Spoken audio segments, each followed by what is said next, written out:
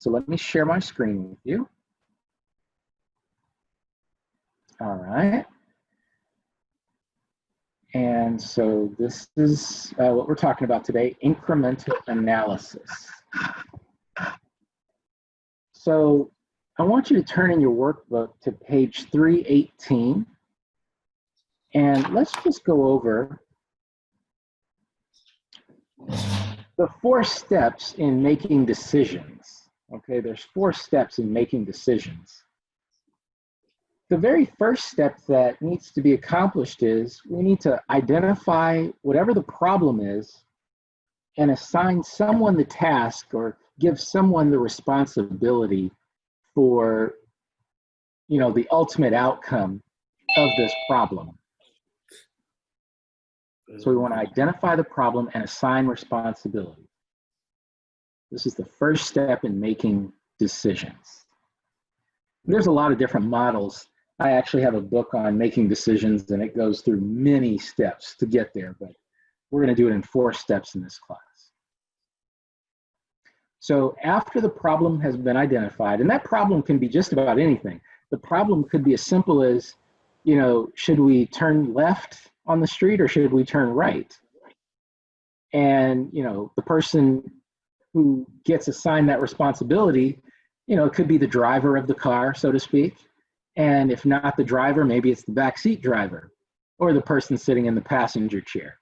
But somebody has to be responsible to help make this decision. So if the decision is, do we turn left or do we turn right? Somebody's got to make that ultimate decision. Okay. In step 2 in making decisions, it's to determine and evaluate possible courses of action. Did someone have a question? Okay. So step 2 is to determine and evaluate possible courses of action. So the way I would look at this, I would say to myself, well, okay, if I'm in charge of making this decision, then I'm going to look and see, well, what's going on if I were to go right. Maybe if I turn right, I see that there's some construction, road construction going on down the road. And if I look to my left, I might just see that there is, I guess a police, what do they call that when you're a police checkpoint, for sobriety checking, Anybody ever get caught in one of those? Yes. Okay. Yeah, those are always fun. So if that's my responsibility to make the decision, do I turn right, do I turn left? I should actually kind of figure out, well, what's going on the right side and what's going on the left. And so if I've got those 2 things on the right and the left, that's going to help me evaluate which direction I'm going to turn. And step number 3, perhaps is the most difficult step of all in making a decision. Step 3 is make a decision. Do you turn right or do you turn left? You've got to make that decision. I say this is the most difficult step of all, simply because you may not have all the information that you would like to have. And one of the things I've learned over the years is that a good manager or a good supervisor will make decisions knowing that they don't have all the possible information that they could have or all the information that they desire. So you still got to make a decision. And that can be very worrisome, okay? Because it could cost you your job if you make the wrong decision. In my example, you might,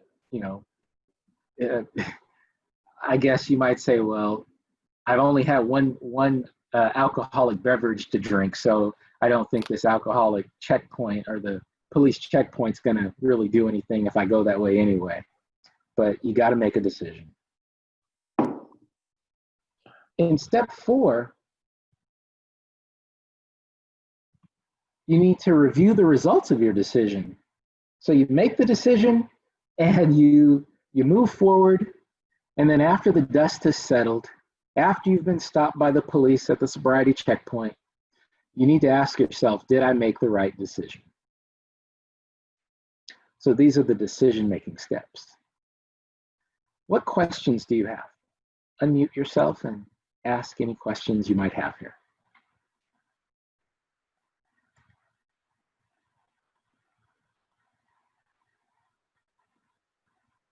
How come there's not like a consult option? A what? For example, I make the decision, but while I'm making the decision, I'm consulting a bunch of people in case they, you know, like check for acceptance for the decision. Well, you know, if you go back to step number 1, you identify the problem and assign responsibility to someone. So if you're the one who's been assigned that responsibility, then we could say ultimately the call is yours, okay? Now, in step 2, when you determine and evaluate possible courses of action, you may just want to consult with someone. You may want to ask your boss or your supervisor or just, you know, someone more knowledgeable than you, but that all goes on in step number 2. Basically, in step 2, you're gathering information. You're gathering as much information as you can. And again, you may not be able to get all the information you need. And that's just part of life. So Professor Morgan, so courses of actions means result of action, so possible result of action? So possible courses of action are, what are your choices? You know, what can you do? In my example, I said you can turn to the left or you can turn to the right. We're going to look at some different types of decisions today, and we're going to need to ask ourselves, should we go along with some business proposal or should we not? Should we make products ourselves, or should we ask other people, another company, to make the products for us? So these are some other examples of possible courses of action. Okay, well, let's look at page 319. Popular song, by the way. Here we're going to look at the Circle Tire Company, and the first type of decision I want you to know about is called a special order. So at the top of page 319, please write the word special order.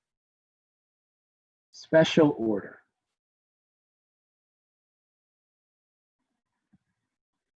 And let's look at this scenario now. It says Circle Tire Company makes car tires for Toyota Motor Company's Camry line of cars for $10 per tire.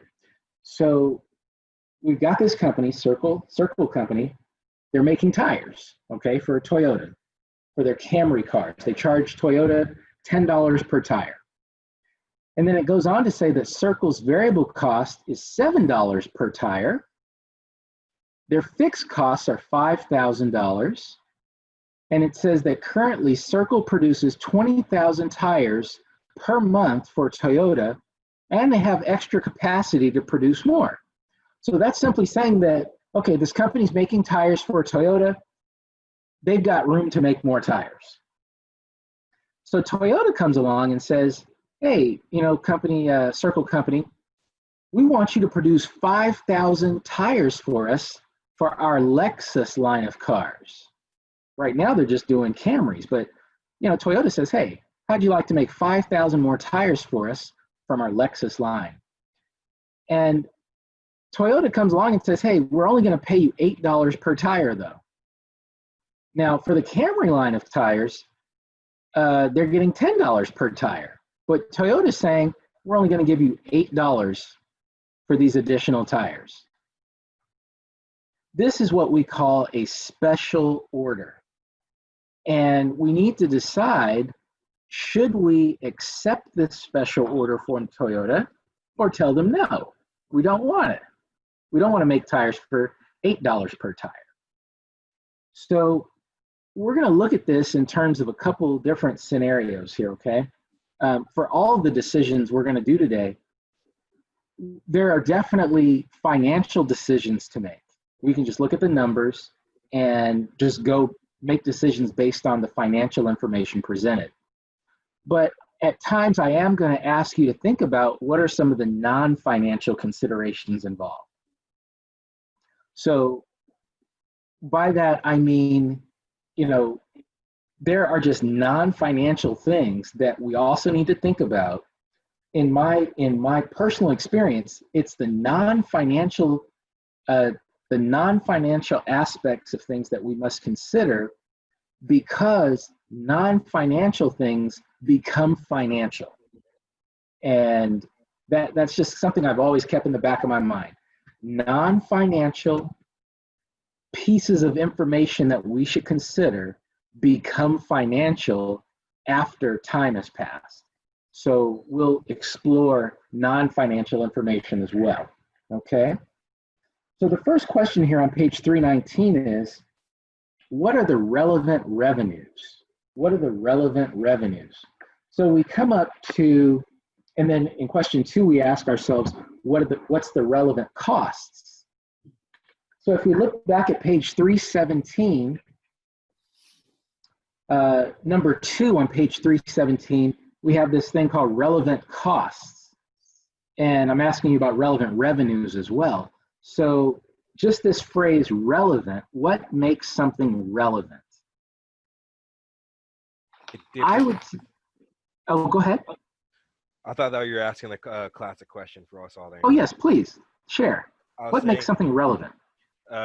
If it differs across alternatives. Okay, what does that mean in English? For example, it costs $50,000 for one, but then $20,000 for another. But if they both cost $50,000, we wouldn't take it into consideration. Okay, so in other words, if something is changing based on our decision, then we could consider that relevant to think about, right? So if our revenue is changing or if our costs are changing, that's what makes them relevant.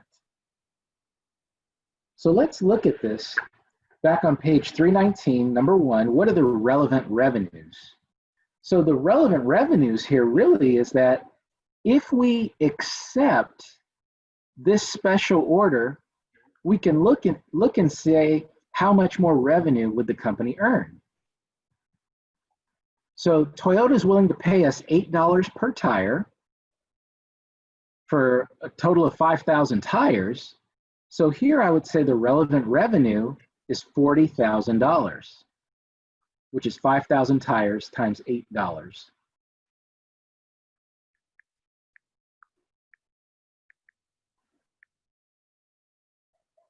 So just know if we accept this order, this special order, what changes is our revenues are going to go up by $40,000.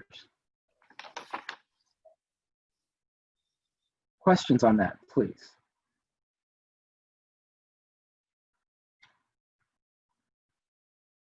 All right, let's look at number 2. What are the relevant costs? So we're going to explore all the costs involved here. We've got some variable costs and we've got some fixed costs to consider. So if we look at the variable costs, how much, class, does it cost us to make a tire? Shout it out. $7 per tire. All right, everybody see that? $7 per tire. Very good. So if we make more tires for Toyota, I need you to see that our variable costs will go up. So I'm going to start off by saying our variable costs are going to go up by $7 per tire times 5,000 tires. So we're looking at $35,000 in additional variable costs if we accept this special order.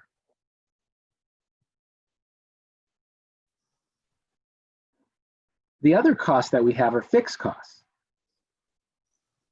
So do our fixed costs here change, class? Talk to me. No. Yeah, so if we look at the given information, it doesn't say that our fixed costs would change. Most of the time, when you're accepting a special order, your variable costs definitely will change. But your fixed costs they may or may not change by accepting a special order. Sometimes you accept a special order and you might have to expand or buy or lease new equipment to help you build more tires, for example. But in this case, the fact pattern actually says that we have extra capacity to produce more tires. So we don't have to necessarily go out and buy another machine to help us craft or mold tires. So I'm going to say here that the fixed costs of $5,000 will remain at $5,000 whether or not we accept this special order. They won't change. So I'm going to say the fixed costs are not relevant. So if we accept the special order, the fixed costs are $5,000. If we do not accept the special order, the fixed costs are still $5,000. And because that cost doesn't change, it is not relevant. Now, I'm going to show you numerically how you can determine if something is relevant or not, okay?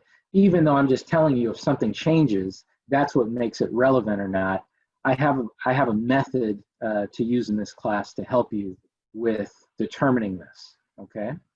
But in general, if something does not change, it is not relevant.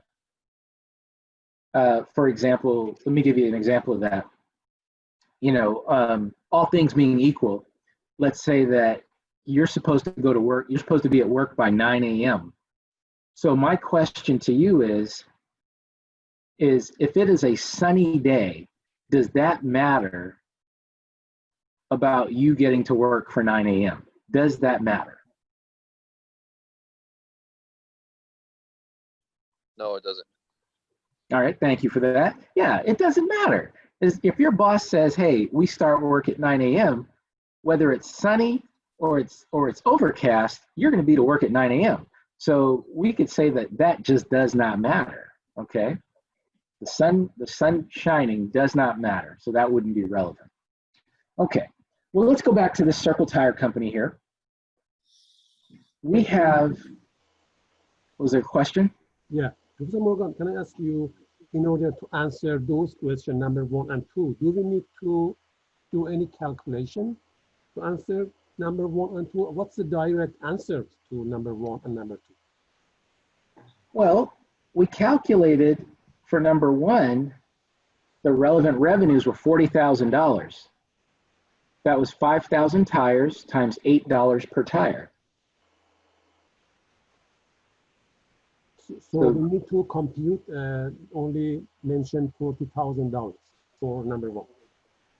Well, your direct answer is $40,000 of additional revenue.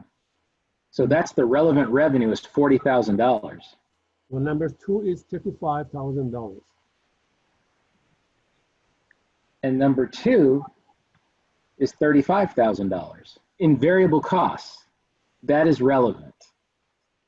Now the fixed costs are not relevant because they don't change. Thank you. Okay. Let's look at number 3 here. I've put together a little chart for you in number 3, and it says prepare an incremental analysis. Now this chart is just a method to help you organize your thoughts. You don't have to use this chart, but I have found it is useful, okay? For example, I know that for some of these types of decision-making processes that we're gonna do, I don't need to use a chart at all. And you could probably just figure it out intuitively. But I wanna give you a method to help you kind of organize your thoughts to figure it all out. So let me walk you through this chart. The decisions I have here presented for the special order are, do we reject the order? That is an option. Or do we accept this special order? Okay, so these are the 2 options. In this last column, this is the impact on net income. Net income will either increase or decrease based on this first area here that I've outlined. where we look at our revenue, our variable costs, our fixed costs, and ultimately the ultimate change in net income. I've blocked out the bottom net income area for reject order and accept order. I've blocked that out. I found that students get confused knowing that information there. Ultimately, what we want to do here is simply figure out this final number here in net income under this third column. Once we get this number, we are able to make a financial decision, okay? So I'm going to walk you through this step by step. So let's focus on this reject order column, okay? And I'm just going to focus on these elements, these three elements here on the side for rejecting the order.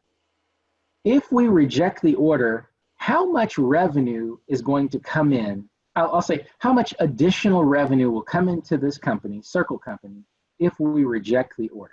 Talk to me. Zero revenue. Yeah, zero. So I'm going to write zero there. We will not get any additional revenue if we reject the order. What will be how will our variable costs change here if we reject the order? Will we have any additional variable costs? No. No. Yes, Who says Yes. yes? Talk to me. 35,000, which is the $7 per tire times $5,000, 5,000 tires. That's if you accept it. Now we're in the column of rejecting the order. Oh, If we sorry. say no to Toyota, do our variable costs go up? No. That's no. Okay. Yeah, they don't go up. So I'm going to write zero there. If we reject the order, will our fixed costs change? No, no change. They're not going to change. I'm going to write zero here. And then our fixed costs, we said, won't change. So if we reject the order, our fixed costs aren't going to change.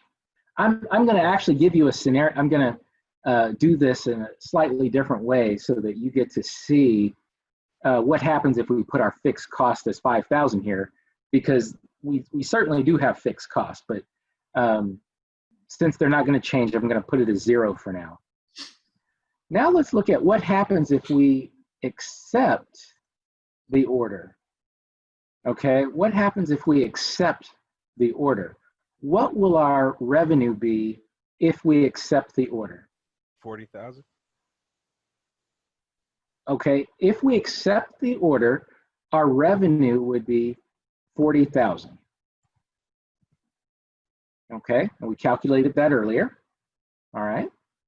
What would our variable costs be if we accept the order? 35,000. There you go, 35,000. And our fixed costs, what would they be if we accept the order? 5,000. 5,000. All right, now I was expecting that. In this scenario, we said if we reject the order, our fixed costs are zero. So that means if we accept the order, our fixed costs are also zero. Yeah. Now, what I'm going to do after we go through this scenario, I'm going to show you how you can put the $5,000 of fixed costs into the scenario and still get the same result. Okay, so let me first just finish this particular scenario. But I need everyone to see that. If we accept the order, our revenue goes up by 40,000, our variable costs go up by 35,000, our fixed costs in this scenario are still zero because they're not changing at all. Okay. Is And it the again- change in fixed costs that are zero, or is it the fixed costs themselves become zero? No, the fixed costs are not changing. So I put them as zero. Okay. Okay. But they're Now still I'm going to give you the same scenario where I put the 5,000 in. Okay. I will do that. I want you to see it. Okay. Now, these first two columns, like I say, it's really just helping us organize our thoughts, this entire chart. But here's now the important part, this third column. This is the important column overall. This is the important column. So let's go line by line here. Looking at the revenue, considering more revenue is a good thing, it will increase net income, and less revenue would decrease net income, right? So let's just say revenue going from 0 to 40,000, can we agree that's a good thing? Good Yeah. thing. Yes. Yes. Yeah, so revenue going up is a good thing. So in this net income increase decrease column, I'm going to take the difference between 0 and 40,000 and make that a positive number and just write 40,000.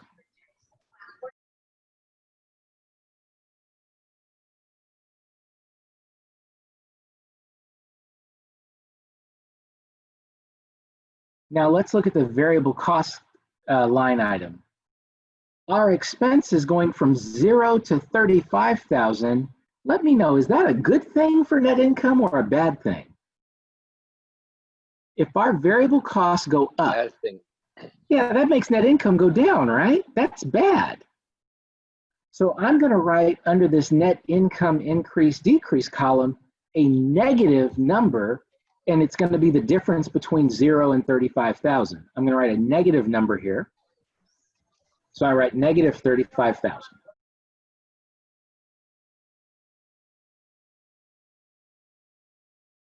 Questions on that, please?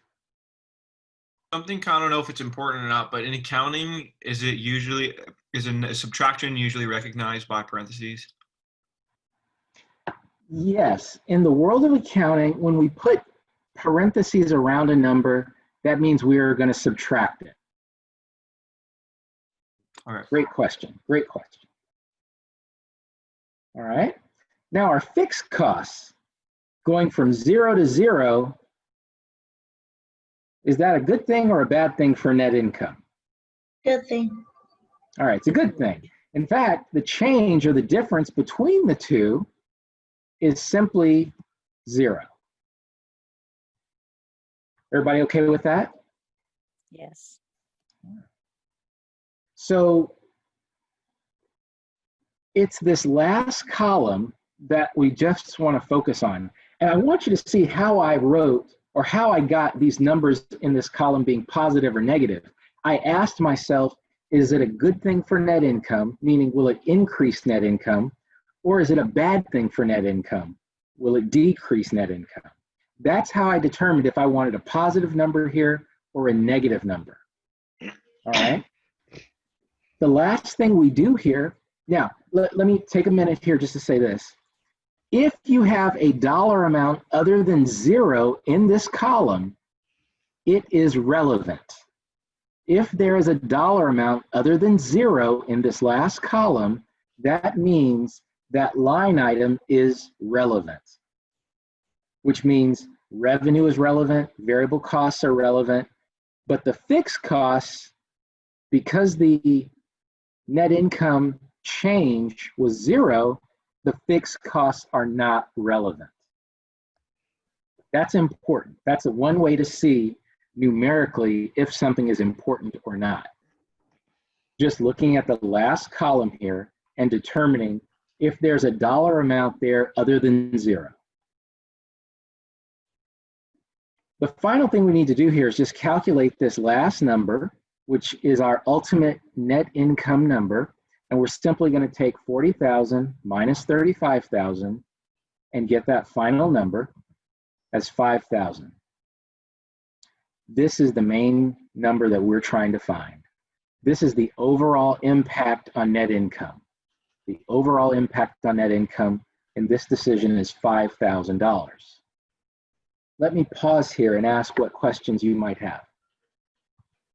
Professor Morgan, would you please repeat your sentence about the relevant and irrelevant in this column? You mentioned a sentence, how to realize and recognize the relevant. Yes, and if you look at this, third column, this net income increase decrease column, if there is a number for that particular line item, like revenue here is 40,000, variable costs are 35,000.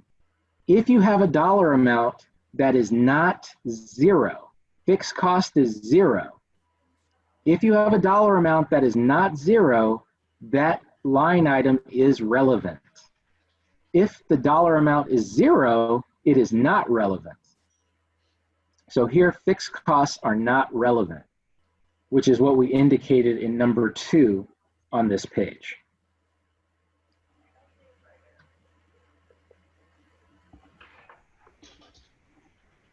Other questions, please?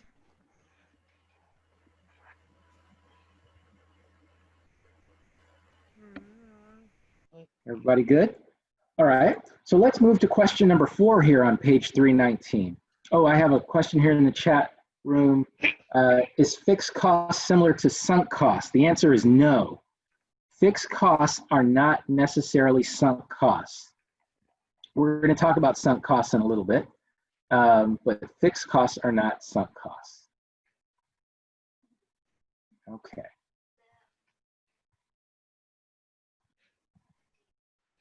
Now, before I move to number 4, I just want to show you an example here. Now, don't write this. Do not write this. Here I've adjusted that fixed cost line item. I put, if we reject the order, our fixed costs are $5,000. If we accept the order, our fixed costs are $5,000. But notice in this third column, the net income column, it's still 0 because the difference between the 5,000 and the 5,000 is still 0. So the fixed cost here would still not be relevant. So I just wanted you to see, if we did include the fixed costs, what would that look like?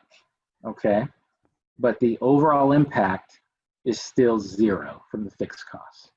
But you're saying it's correct to put the 5,000 there? You'd rather us to put zeros in both of those places because our fixed cost does not change? Yes, so you could put 5,000 in this first column, but you need to be consistent and also put it in the second column. Or you can put 0 in both columns. It does not matter. But on a test, it would be correct if it was 5,000? Well, on a test, I would ask you, is the fixed cost in this example relevant? Oh, okay.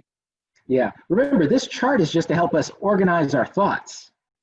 And you don't have to use this chart at all. But this last column is the most important column because that's going to help you determine is something relevant or not. Okay, this last column helps you to determine if something is relevant. So it's really up to you. Do you want to put the 5,000 in this line item for fixed costs or not? I would just ask that you be consistent in your approach. Okay, and that's going to come with practice. That's going to come with practice.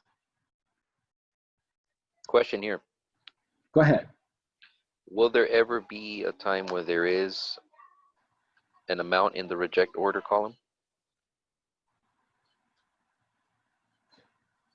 If you know, I've seen students in the past for reject the order, they just put their revenue that they're getting currently from Toyota.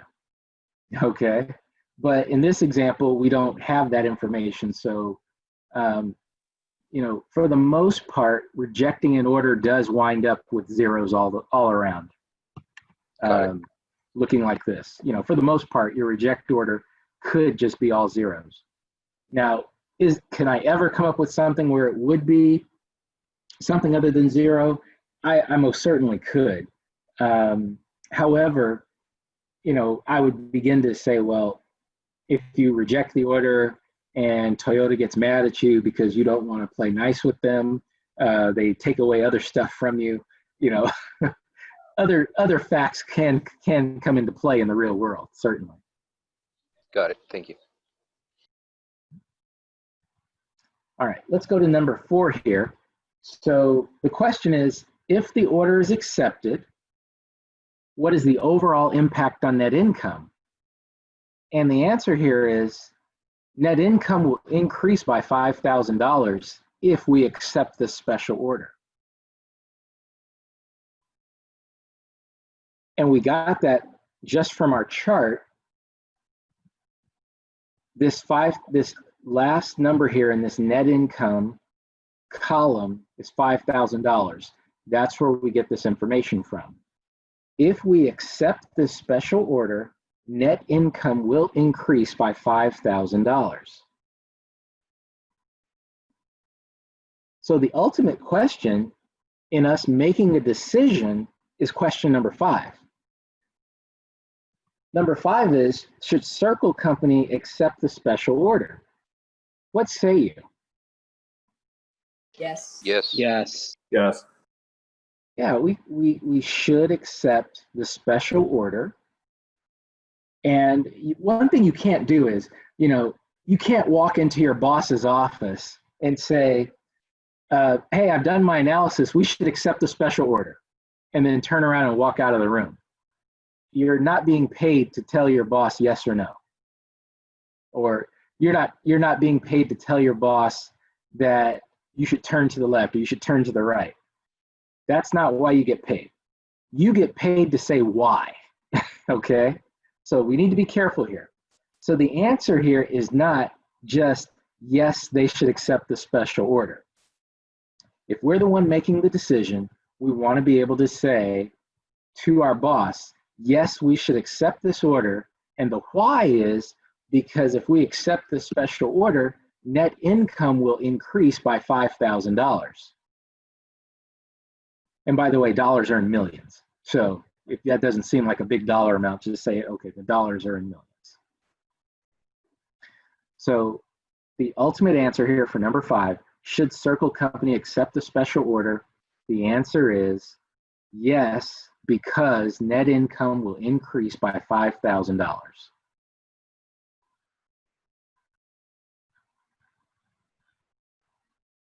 For number 4, is the answer just increase in net income by 5,000 too? Right. Okay. Number 4, the question is, what is the overall impact on net income? So the overall impact is net income will increase by $5,000. But that's not making a decision, okay?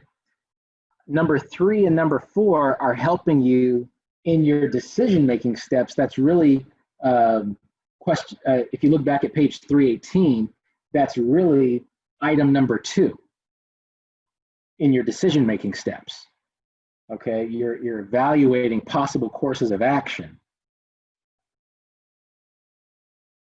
And on page 318, decision-making step number 3 corresponds to page 319, number 5. What is the decision that you're going to make? Other questions on this, please?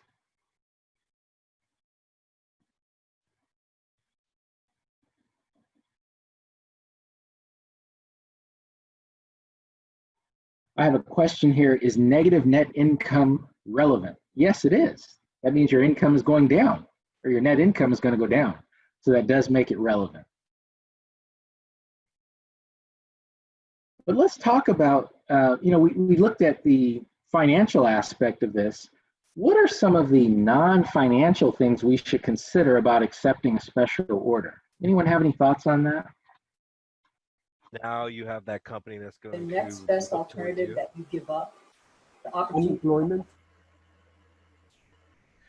Now Toyota will kind of look at us more for tire orders, so they might come to us in the future for more business. Okay, you're thinking about Toyota might give us more business if we accept this order. And that's a financial thing. That should be actually considered in your table of information, in the real world, okay? That's actually financial, that, down the road, we're projecting we'll get more money from Toyota by accepting this particular special order. Christian, you had something? Yes, the opportunity cost, the benefit that you'll give up by making the decision. Well, I don't see a clear opportunity cost here. We definitely will have one in a couple examples from now. I don't see a clear opportunity cost here. It's really either we're going to do something or we don't. And, if we're okay with where our net income is right now, we don't have to take the special order, because clearly we have to do more work to take this special order. So, I guess you could look at that as an opportunity cost, but later on, we're going to see a more clear picture of an opportunity cost. But I think that would apply, Christian. I think it does. What about the fact that we'll be making tires now for $8 and we're gouging them at the $10? Won't they want the other ones at $8 as well? No, not necessarily.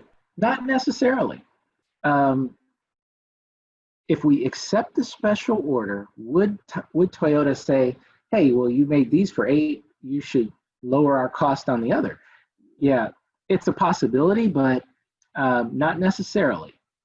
but you definitely want to think that through. You know, there's sometimes when you do a lot of business for companies, you'll do additional work at a cheaper price. I know that when I do taxes for people, I think about this. If I've been doing the families, or if I've been doing the couple's taxes for a while, and all of a sudden their child is now, you know, a young adult, and they begin to work, and they ask me to do their child's tax return, I have to think about, well, how much do I charge them to do their child's tax return? And normally it's going to be pretty simple and straightforward. Probably won't take me more than an hour to really do it if I think that through. So sometimes I just toss it in and say, hey, you know, I'll do it for free. Sometimes I might charge them $20, really just to cover my costs. But it really depends on, first and foremost, how much I'm charging the couple originally. But I don't necessarily charge the full price to the child that comes along. And you already have the software already. Yeah, my fixed costs certainly won't change. Absolutely. And that's exactly what I'm thinking about. You know, I pay for an extra folder that I provide them. I pay for the extra paper. So those are all variable costs in my mind. Certainly there's ink and toner. But, you know, when I look at my time for doing it, you know, I sometimes kind of ignore that if I think it's going to be pretty simple. One of the special order things I want you to think about, though, that's not necessarily financial up front. What if the special order didn't come from Toyota? What if Honda approached us and said, hey, will you guys make some tires for our Acura line of cars? You know, think about that.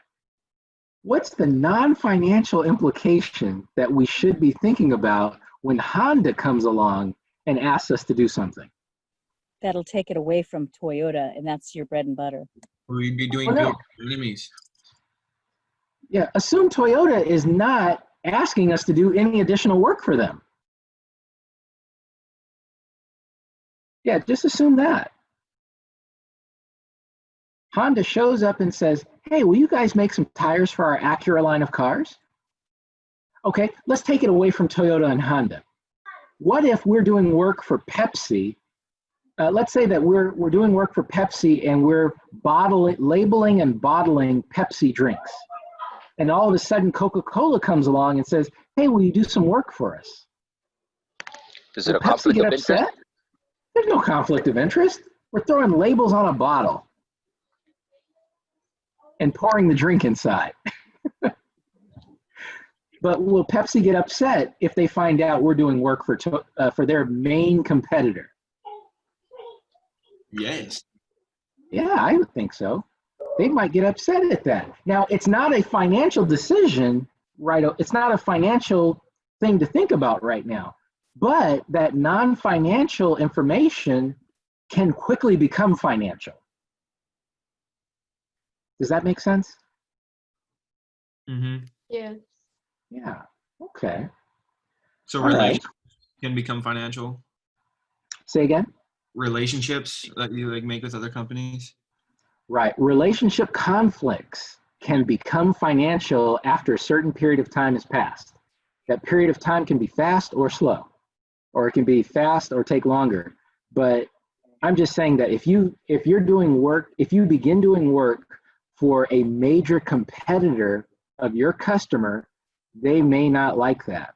And you need to take that into consideration. I mean, maybe they don't want you to they don't want the hint of their trade secrets being spilled to their major competitor. That could be the case. And Professor Morgan, would you Yes. please repeat what is the non-financial decision on financial activities for this mentioned, please, one more time? Non-financial decision, as you mentioned. Well, I would have to say it all from the start again. If you're, well, I think someone capsulized it very nicely for us. We need to consider relationships and relationship conflicts when we're making decisions about accepting a special order. We need to look at relationships and relationship conflicts. Let's turn to workbook page 320. At the top of page 320, I'd like for you to write the words make versus buy. Make versus buy.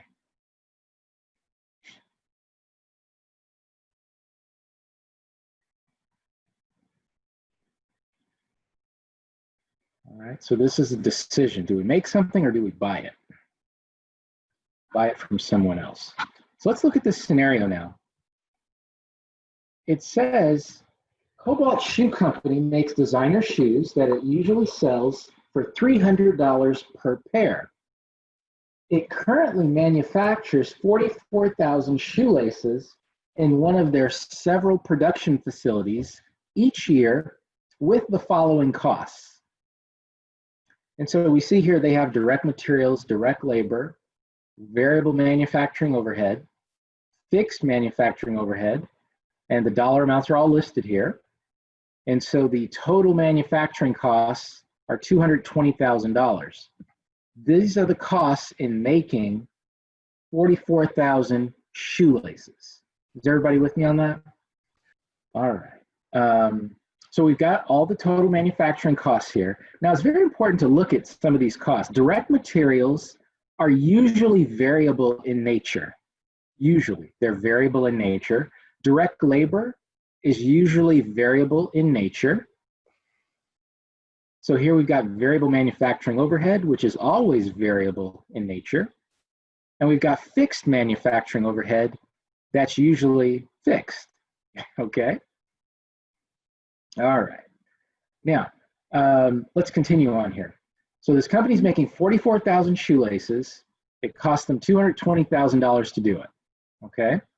So as we read on, it says the Kiki Shoelace Company approaches Cobalt with an offer to manufacture the 44,000 shoelaces at a cost of $4 per unit. Okay, that's something. So this outside company comes along and says, hey, we'll make your shoelaces for $4 a piece. Here, we go on and it says that fixed manufacturing overhead, if we have Kiki Shoelace Company make these shoelaces, Cobalt's fixed manufacturing overhead would decrease by $9,000. So here we're seeing that this fixed manufacturing overhead that is currently $60,000, that would decrease by $9,000. And you might ask yourself, well, how do fixed costs change? And maybe the fixed cost is that they're renting machinery. And if they no longer have to make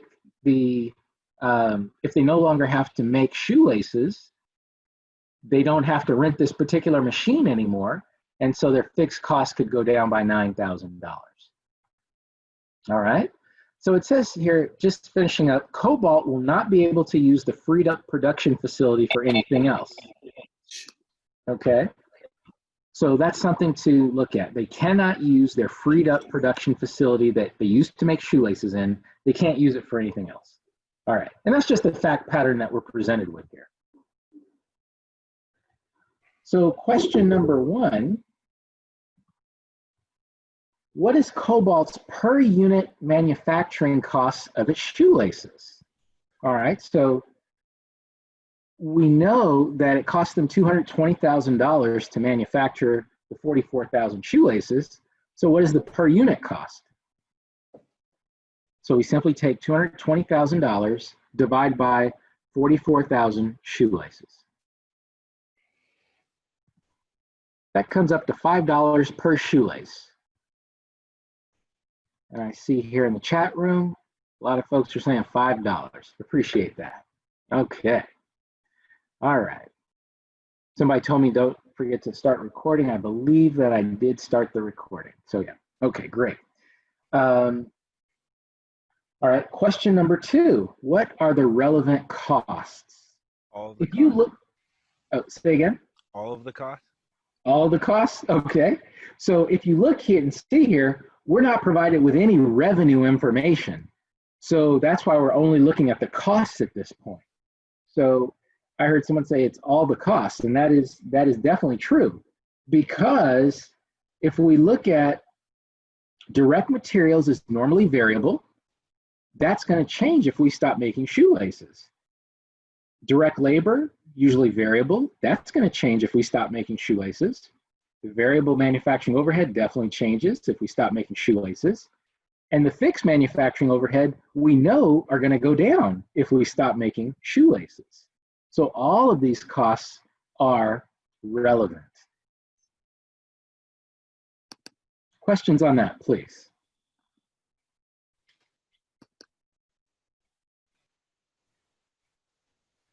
All right, let's look at page 321, top of page 321.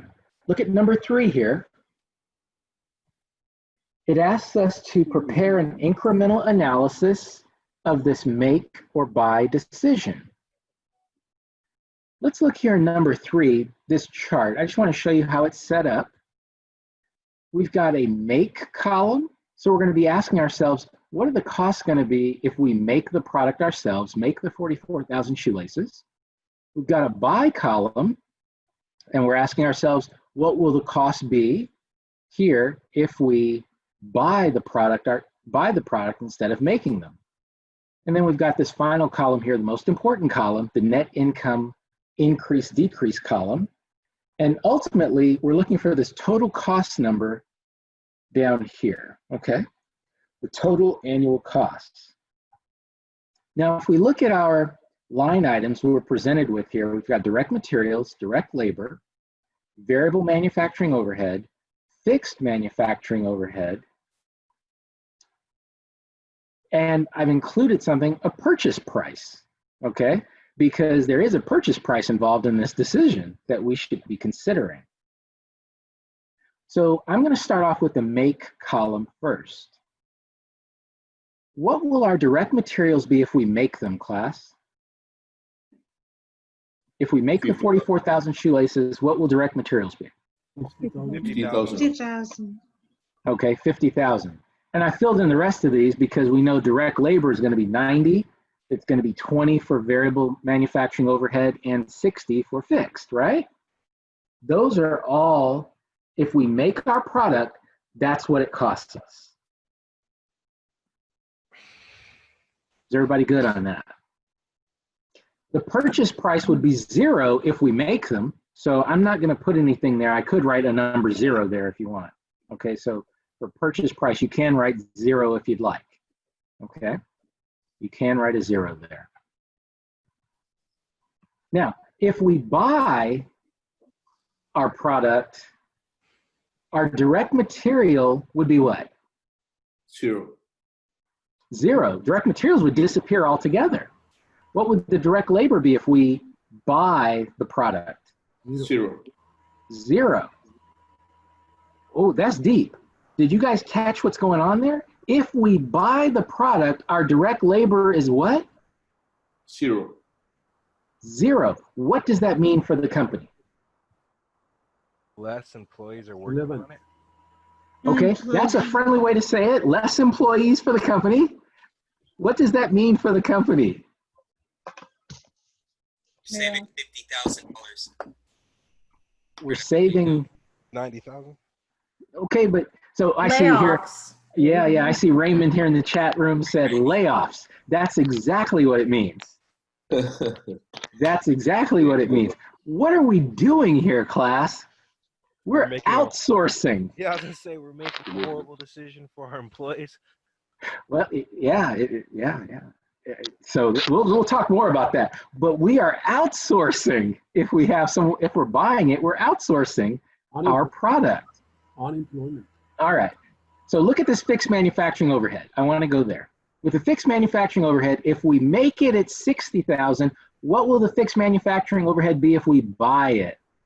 51,000. 1,000. 51,000. It will be $51,000 if we buy it. Does everybody see that? It decreased by $9,000.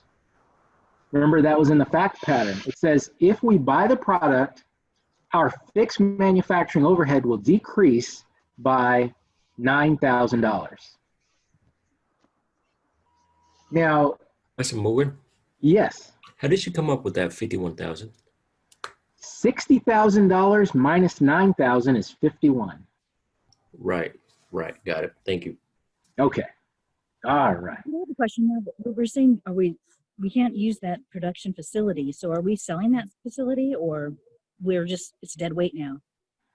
Well, the fact pattern says you can't use it for anything else. So dead weight, think about it this way. What if instead of making shoes, we were making nuclear energy and we decided to outsource that? What are you going to use that production facility for? Absolutely nothing. And we have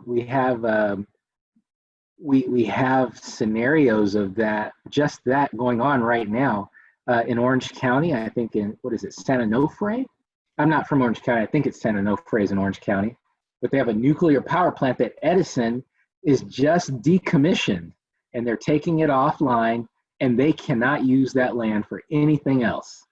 So, but that's happened with other companies too. I know in downtown LA, there was just vacant land in downtown LA for many years, and then the city decided to build a school on top of it. And the whole reason it was vacant was because of what it was used for prior to becoming vacant. And as soon as they built the school on top of the land, you know, the soil started seeping up through the concrete that they had poured, and all these kids started getting sick. So sometimes it's better to leave things just, you know, you stop doing it, just, you know, rope it off, lock it up, don't let anybody else go in there. Now let's look at this line item here for purchase price. The purchase price. If we're buying our shoelaces, how much is it going to cost us? Zero. To buy the shoelaces, how much does it cost us? $176,000. Yeah, it's going to cost us something, right? So it's going to cost us $176,000, which is $4 per shoelace times 44,000 shoelaces. All right. So when we're in the buy column, we need to make sure we include what the purchase price is going to be. All right. And now let's move over to this net income column. Now here's how I want to think about it. Direct materials goes from $50,000 to zero. Is that a good thing for net income or a bad thing? It's a good thing. It is a good thing because it's a cost, right? When your costs go down, that makes net income look better. So for direct labor, going from 90,000 to zero, is that a good thing for net income or a bad thing? Good thing. It's good.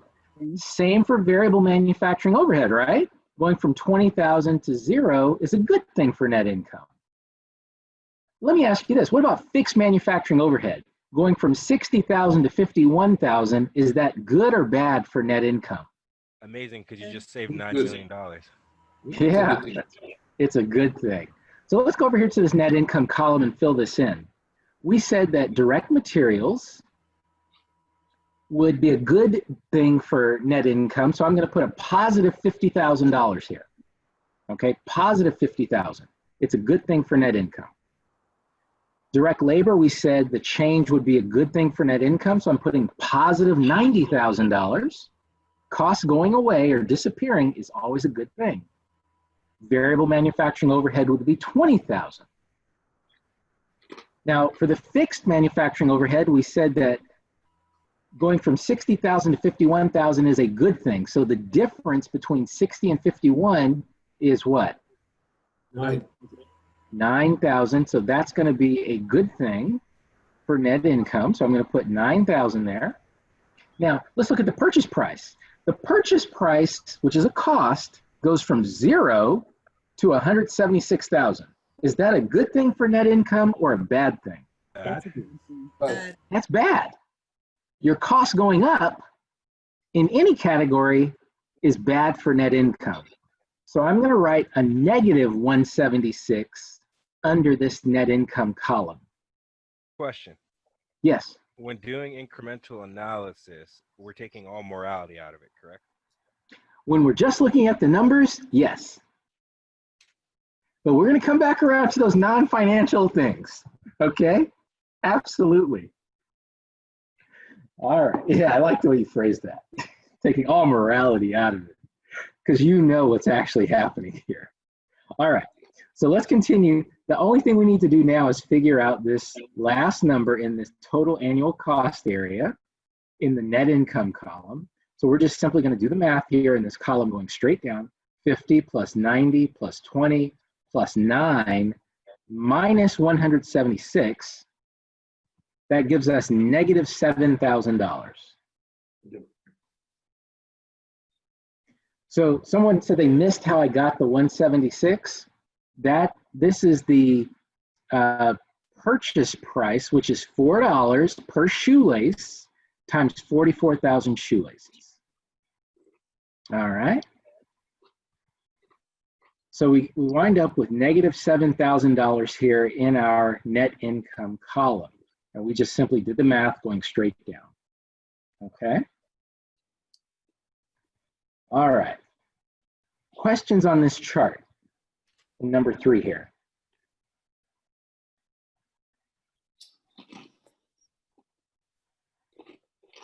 Yes, do we add the 176 plus the 51,000 to get a 227,000 for the buy? Because it would cost us. Notice I have this blocked out bar down here. So I don't necessarily want you doing the math going straight down in the make or buy column.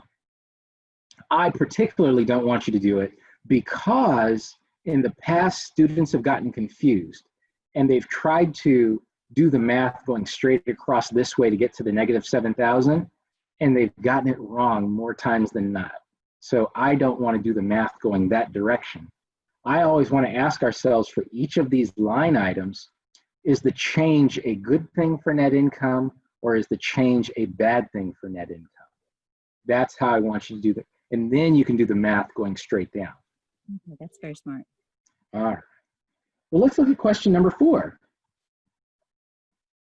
What is the annual impact? This is page 321, question 4. What is the annual impact on net income by Cobalt discontinuing the production of shoelaces and instead purchasing them? What would you say, class? $7,000 more than they were by making them. Well, let's just make it easy. We're just looking at the financial here. Let's just say that based on our analysis, net income will decrease by $7,000. Correct. If the company stops making them and buys them, net income will decrease by $7,000. That's just kind of the bottom line numerics of it all, right? And then we move to question number 5. What decision should Cobalt make? No, because you will lose $7 million. All right, so we need to keep producing the shoelaces because if we start buying them, we're going to lose $7,000.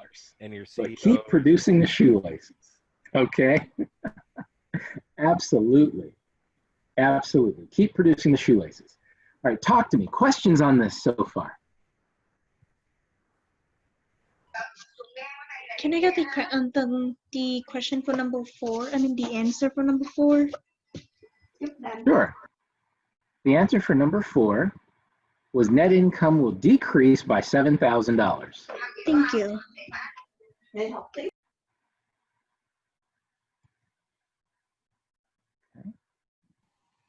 Any other questions? All right, look at number 6. We've kind of discussed this already, but what non-financial factors should Cobalt consider in making its decision? What non-financial factors? Even though, as I say, non-financial factors lead to financial factors. Just give it some time. What if the company that was trying to produce their shoelaces was like a green wellness company for the environment, So even if it does cost them $7,000 right now or $7 million, the community appreciation of them using that company will gain them more business in the long run because of popular opinion. You know, Kind you of were like the the eco token kind of works with companies. yeah, you were the very first student in all the years I've been teaching to ever raise that issue. I'm surprised. It's like I get something new from students every semester, and you were the first one to raise that issue, and that's a good. That's very good. Their well-being and they're more highly thought of in the community because they're helping to save the environment by using an eco-friendly manufacturing company. Absolutely, I love it. What else? The social impact on the society. All right, tell me about this social impact. Social media trolling. Talk to me. Layoffs of our dear employees. Unemployment. They're not so dear if you lay them off.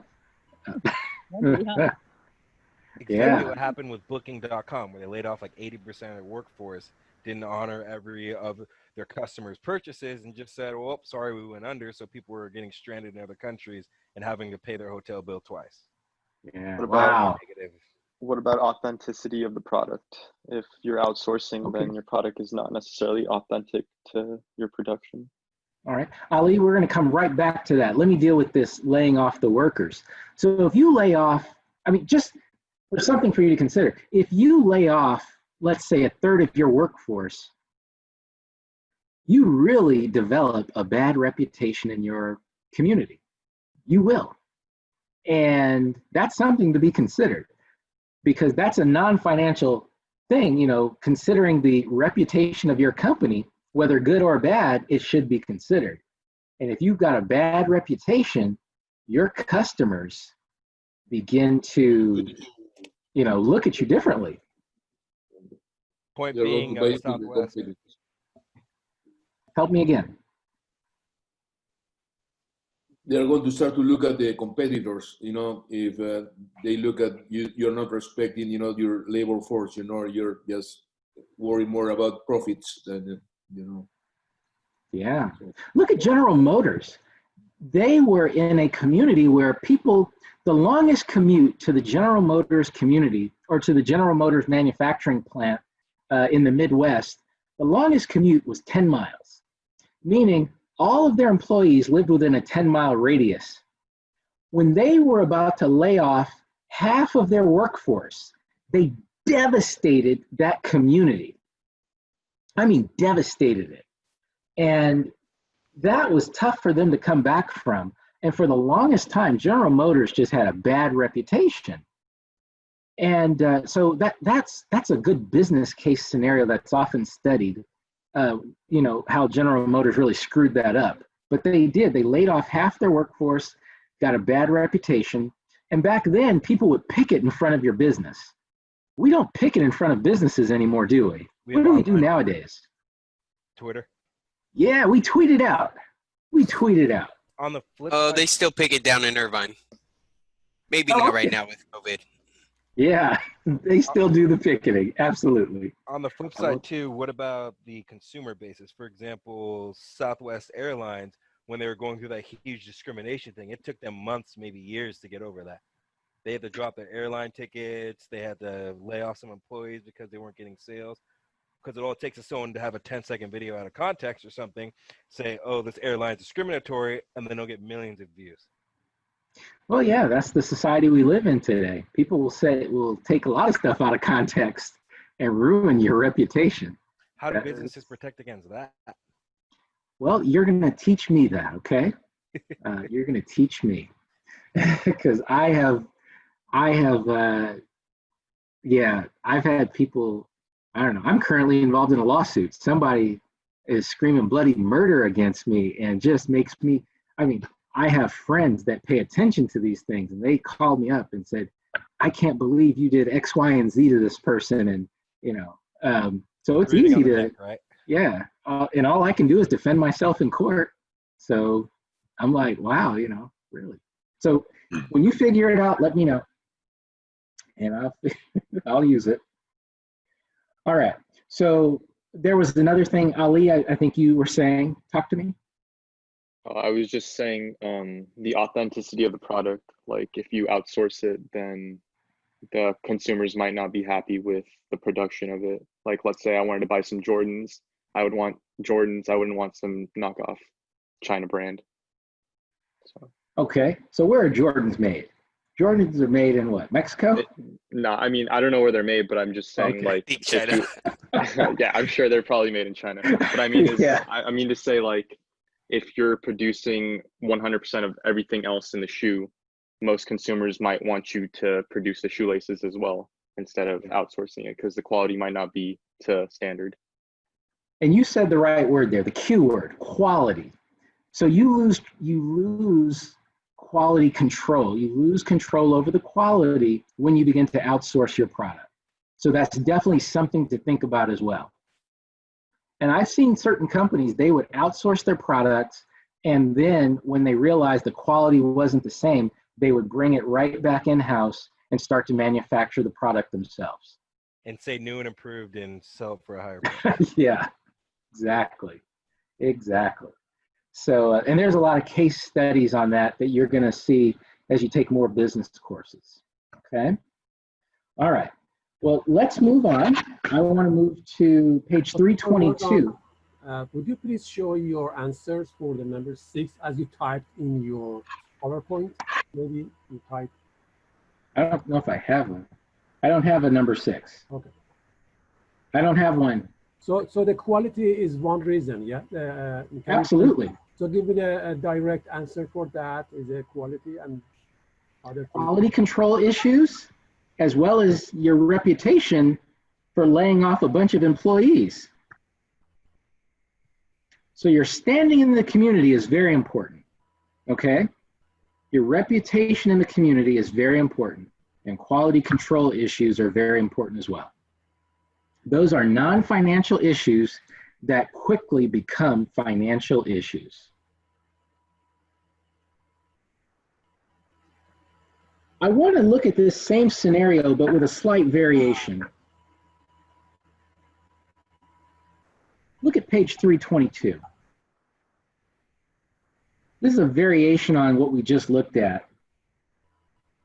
It says here that Cobalt would be able to use its freed up production facilities to produce house shoe slippers. You get that? Yeah, house shoe slippers, and bring in additional income in the amount of $15,000. So what they're saying here is, the difference here is that same scenario, except they can use that freed up production area to make a new product, and that new product is house shoe slippers. All right?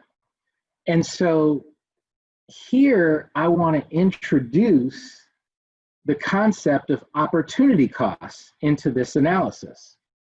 So we're going to prepare another analysis, and this will be very similar to the one we did before. I'm basically taking our bottom line items here and figuring this out. So if we make our product, our total annual costs are going to be $220,000. We discovered that in our previous scenario, okay? And then by making our product, now remember, we're looking at production here, so I'm casting something as an opportunity cost or as a cost. If we make our product, we cannot bring in an additional $15,000. So by making our product, it's going to cost us $15,000. Does everybody see what I did there? I put that in the category. I'm calling it an opportunity cost. Yes. Do we name this page opportunity cost or anything at the top? Well, it's still make or buy. You could write at the top, make or buy with opportunity cost. Thank you. Yeah, good question. I appreciate that.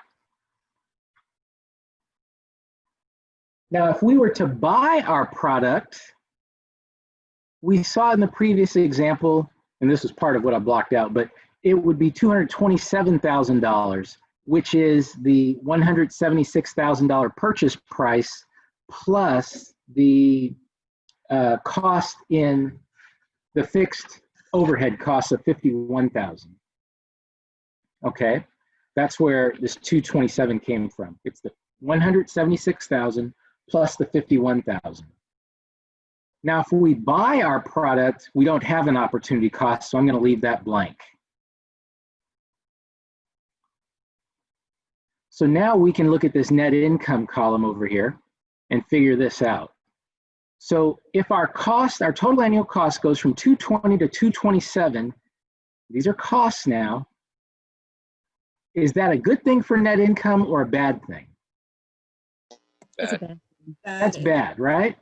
And then if in our opportunity cost here of 15,000, if that cost goes to zero, it's a cost now going from 15,000 to zero, is that a good thing or a bad thing for net income? Good. That is good. That is good. So I'm going to look at this net income column and say that the total annual cost will have a negative impact on net income. So I'll write negative 7,000 there. That's really the final answer from our previous page. And our opportunity cost will be a good thing for net income because the opportunity cost will disappear if we buy the product. So now I can just do the math going straight down. And under this variation, the impact on net income overall is a positive $8,000. Is that worth all those employees' jobs? Oh, no. This is no. No. You're missing it. You're missing it. You're missing it. This is a wonderful thing. This $15,000 opportunity cost, this includes, remember, now the way this is phrased, it says the additional income that they would bring in. That's additional net income, so to speak, revenues minus expenses. That includes the amount of money they would bring in, the revenue from selling house shoe slippers, but also the cost would be retraining the employees. And the net effect of that is a positive $15,000. So we will retrain all the employees, not to make shoelaces, but to make what? House shoe slippers. House So you slippers. didn't lay off those employees, you just repurposed. And we also bought more material to make those house slippers. It's included in this $15,000 net impact. Mhm. It's included. Nice. Yeah. I mean, and class, this is really what I look at you all as future supervisors, managers, and leaders of companies. All I want you to do is, before you go laying off the workforce, I want you to consider what else can you do with that employee or group of employees? And can you teach them to do something new? That's what all I want you to do is, when you're in that position, remember this day. Remember Professor Morgan said, stop and think about it before I lay off all these employees. Okay? So that's my whole point in this. Stop and think about it. Can you train them to do something else that will bring in money for your company? One thing I would like to point out, as a manager, one of the things that we do look at is whether or not we can continue to offer a certain service and continue to pay the people providing that service or that need to execute certain tasks, whatever the case may be, and still pay a competitive living wage. Because there are certain things that we can outsource to other countries, to different areas in which the wage that they would receive is beneficial to their economy as well as to us, and allow us to use our workforce doing something that has a better margin and can justify paying a higher wage to that employee. Well said, Justin. Well said. Well said. So class, what decision should the company make here? Outsource and retrain. There you go. I like the way you said that. They should outsource and retrain their employees. Why? So they can make $8,000. Because net income will increase by $8,000. And that dollars and millions now, okay, just to make it lively and make sense. Dollars and millions. Okay. Very good. Very good. All right. Wait, so should they buy or make? In this variation, they should buy. Because if they buy, they will be able to bring in an additional $15,000 in net income. And that includes the revenue from selling house shoe slippers minus the additional costs of retraining the employees. Yes. Do you believe on outsourcing generally?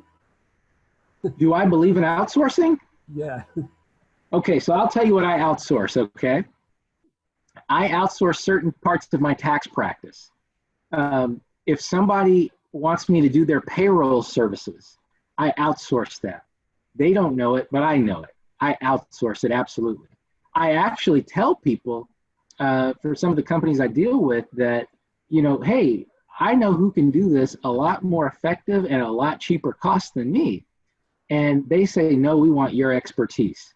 And so I take on the work, I outsource it, I charge them more than I have to pay for the outsourcing, and I make my profit that way. So on payroll services, I outsource it absolutely every single time. You know who I outsource it to? I outsource it to Bank of America. Funny, huh? Yeah, I outsource payroll services to Bank of America. And they charge me one rate, I charge my client a higher rate. And the one thing I think my client appreciates is, even though I outsource it, whenever they have a problem, they call me directly and they can get an answer. They don't have to call Bank of America and get a runaround from a large corporation. So I think I'm providing a valuable service, so I absolutely outsource it.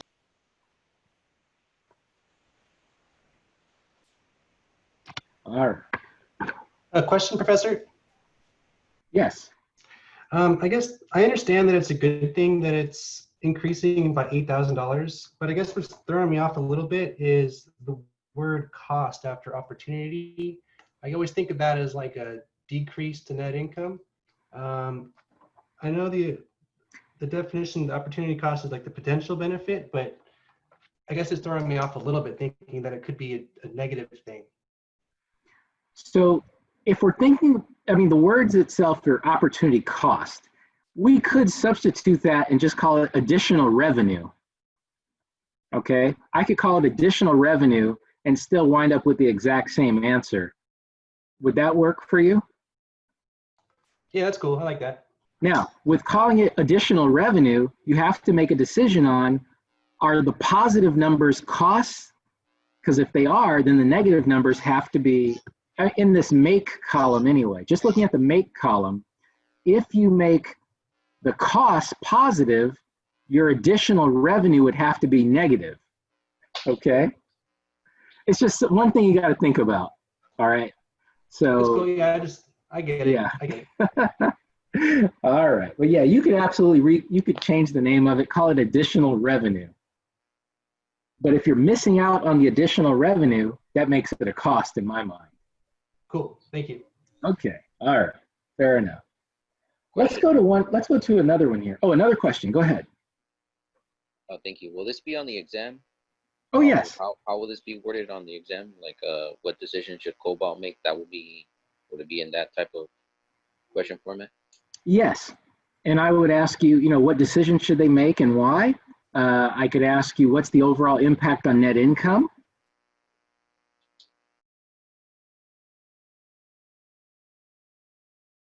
Professor Morgan, question. Yes. Do we need to, for the exam, do we need to design or write this analysis as you I mean, these tables? You can if it helps you. I recommend that you do. Yeah. Yeah, you don't have to. It's a multiple choice question. So if it helps you to organize your thoughts, I would say absolutely put it in these types of charts to help you organize your thoughts. Thank you. Okay. All right. Look at page 324. At the top of page 324, I'd like for you to write the words sell or process further. Sell or process further.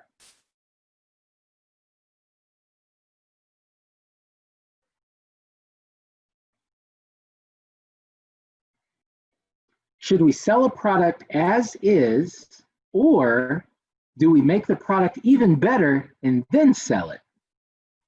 That's really what we're talking about here.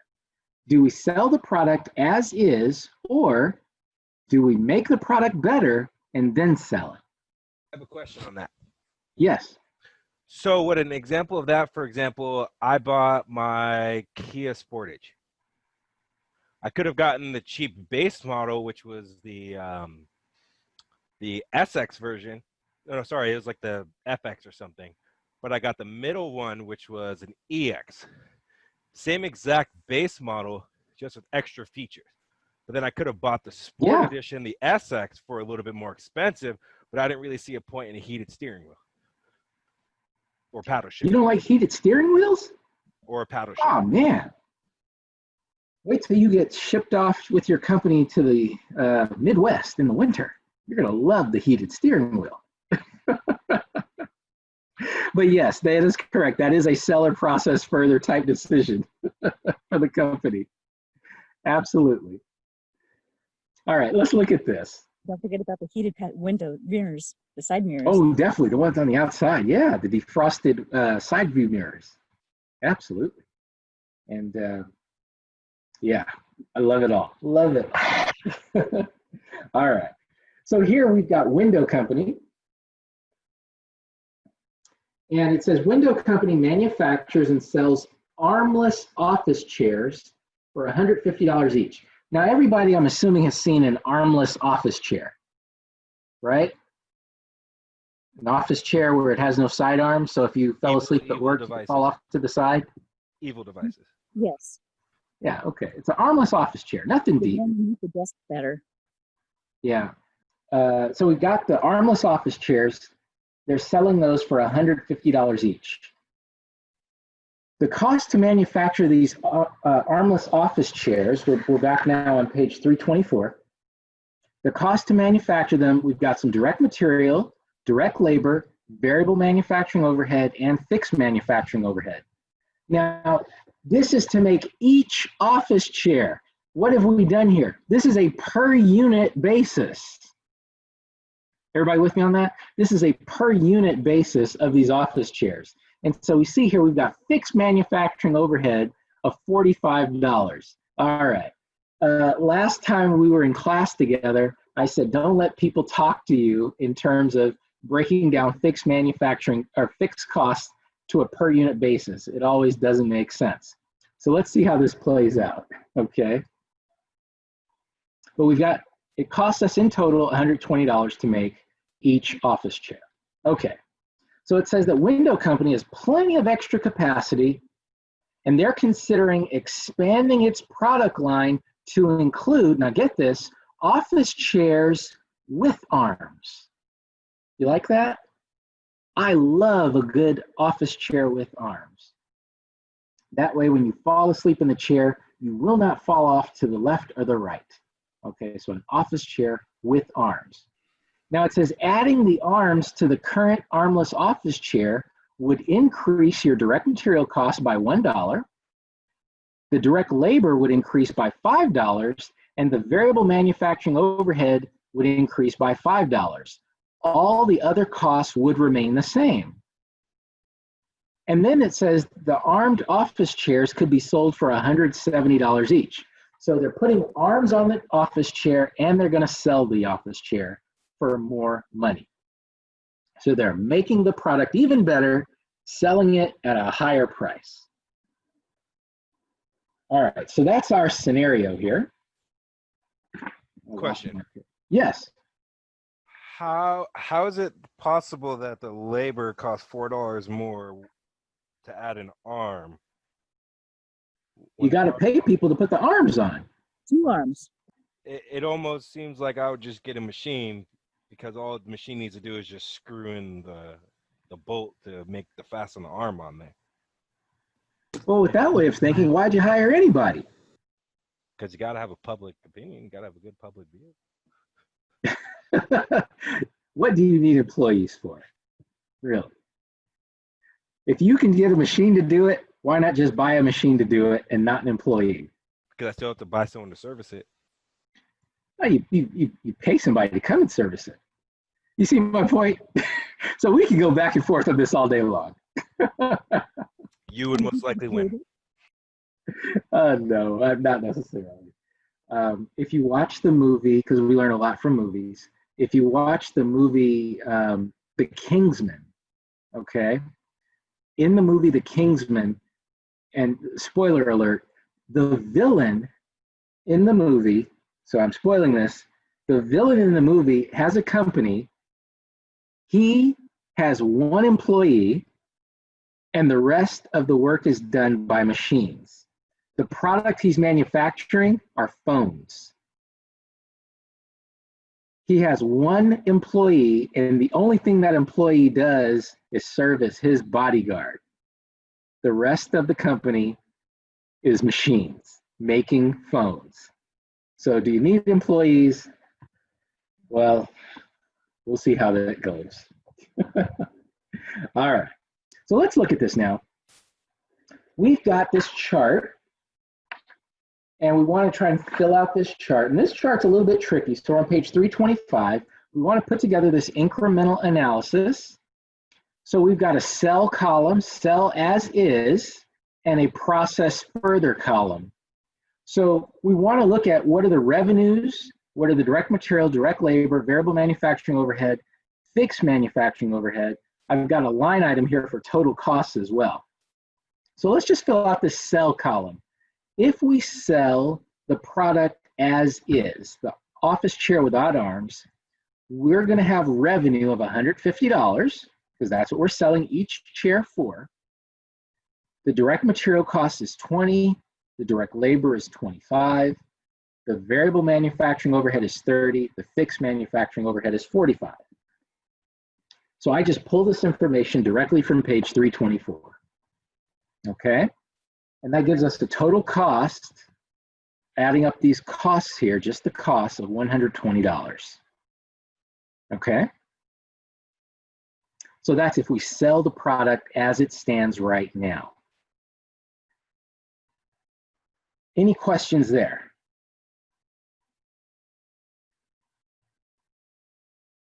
All right, let's look at the process further column. If we make this product new and improved, even better, we're going to be able to sell the product for $170, so that would be the revenue per chair. What would the direct material cost become, class? $21. All right, $21. What would the direct labor be? $30. $30. All right. And the variable manufacturing overhead would be what? $35. $35. What would the fixed manufacturing overhead be if we processed this chair further? Zero. It would be what? 45. Zero. It would, no, it's not zero. It is 45. Because now here's the learning point, class. This is what students miss on the test. When you're making this decision, you have to realize you have to first make the product as is. Before you process it further, you have to make it as is. So this fixed cost is still 45. Does that make sense? If you're going to make an office chair with arms, you first have to make the office chair without arms. Okay, so you got to keep that in mind. So this fixed cost is still $45 because you've got to make the office chair as is. So the total cost here becomes $131. Now we can move over to this net income column. All right, now let's just go line by line. If our revenue goes from 150 to 170, is that a good thing or a bad thing for net income? Good thing. Good thing. Yeah, that's good. So what about direct material?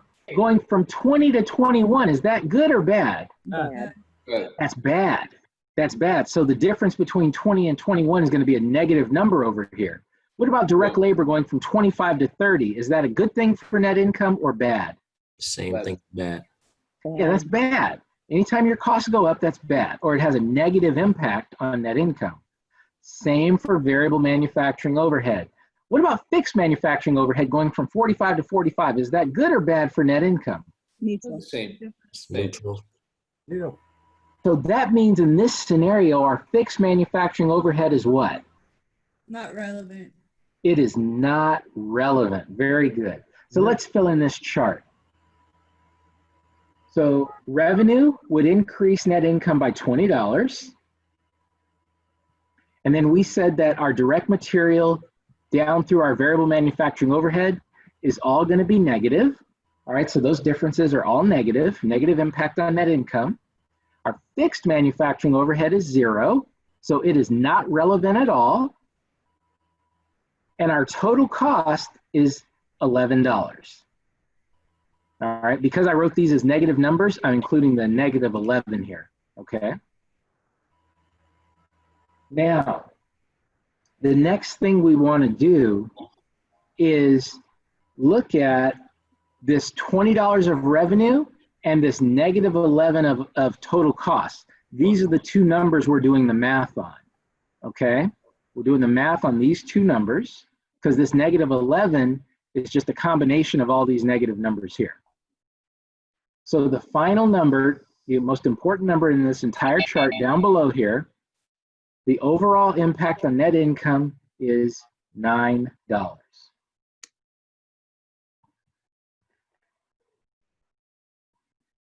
What questions do you have?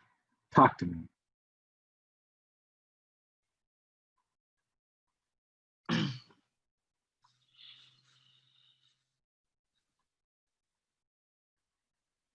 All right. So what's the answer then to number 2? What decision should window company make? Process further and increase net income by $9 per unit. All right. They should process these. Yeah. Read up further. Make it better. Windows should process further, and if they do that, net income will increase by $9 per chair. All right. Now, the big mistake students make on this type of question on an exam is not considering that you have to make, in this case, the chair without arms first. You've got to make that first. Then you make it better. You process you process it more. Okay? We can look at this type of decision even in terms of your phone. When you decided on which phone to buy, and because I have the not so latest, not so greatest Apple iPhone, true sign of my wealth, you know, when I bought the phone, I had to decide, do I want the one with 128 gigabytes of RAM or 64? Or it wasn't RAM, no, just storage, yeah. Do I want the 64 gigabytes of storage, or do I want the better one with 128 gigabytes of storage? Okay, so that's a sell or process further on Apple's part, okay? And obviously they're selling both products at the same time. True. So what other factors should we consider? What the market is for the new products. Like, okay, in this case, who wouldn't want arms and chairs, but like you could add value by adding a disco ball. It doesn't mean that you have a larger market. Fair enough. You don't have any desks either, so you got to think about that too. People Right. have different prices, yeah. My desk in my office at school is so low to the ground that when I'm in my office chair, I cannot scoot all the way up Right. without the arms blocking me from moving all the way up. So I actually had to go out and buy a special office chair. Now I bought it myself, so it's okay, okay? I bought it myself. I bought one where the arms flip up. Not raise them lower, but literally flip up out of the way. That's So, nice. yeah. And I like my office chair, and Or if we what never go about, back to school, I'm going to miss it. Or what about quality? Well, For quality example, is something that you're considering when you're processing further. For example, like not quality in terms of like quality, like shelf life. For example, I bought a gaming chair, And the whole slogan was, this gaming chair will last your life. Within a year of me handling it, just me, because it rotates backwards so you can lean back, just me doing that over and over again for a year, the chair makes horrible cracking noises now from me using this lever, so I refrain from using the lever. Yeah, so you definitely want to make sure you've got your design really solid, you know? Absolutely. What else should you consider, though? Think about it when Apple comes out with a new phone next year. What might they think about before bringing out that new phone? Not slowing down the old phones?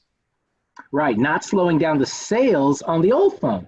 In fact, when Apple introduces a new phone, do people still buy the old phone at the same rate as they were before? 100%, because if you have kids, you're not going to buy them the $2,000 phone. You're going to buy them the iPhone 5, iPhone 6 for cheaper on the $100 deal for your whole family. Get them all on iPhone, and that satisfies all of them. Jonathan, I want to say you don't have kids.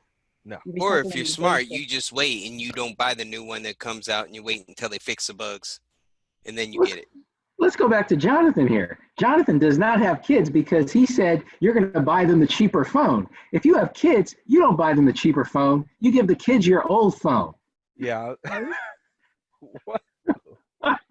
You give the kids your old phone and you go buy yourself the new phone. That's recycling your customer base. And to what others were saying, I in particular, I bought my very first new phone, the last one you all saw me with, and I told you, hey, I just bought this iPhone 8. I bought it at the end of last year in November. I bought an iPhone 8 at the end of last year in November. I think they were already on iPhone 13 or whatever. And yeah, but I am just one of those people that don't like paying a lot of money for things. And so this was my second smartphone I've ever had in my entire life. The first one I had was the iPhone 5S. I bought it used. And I can't stand buying new stuff for some of these products that I know are just not gonna do. If I'm not gonna use all the features of the new one, I might just keep the old one. So that's just me. Do what you want though with your money. Professor Morgan, talk to me. For your direct answer to question number 3, is the quality, the competition, and the I don't think we finished it. We never finished it. Because you're already making the chair, so the quality is going to be there already. You're just adding arms to it, so the quality is already there. Yeah. Well, I mean, What about it's the a fair demand? point that you can add stuff, and you can add stuff that really ruins your product. Okay. So you need to really think about. I mean, what if you're a bakery and you specialize in making chocolate cakes, and you decide to get fancy and throw some strawberry filling in there? That just ruins it, in my personal opinion. So how about like the demand of each product? There you go. That's a good one to consider, the demand for each product. Now, you should be looking at the demand. Sometimes the demand for the new and improved product cannibalizes the demand for the old product. All right? And that's something to think about. So let me give you a good example here, how what companies will do so they don't cannibalize a product, okay? So one of the things that I see companies doing, all right, now think about this. What commercials or products what commercials do you see on TV or on the internet that Brad Pitt represents?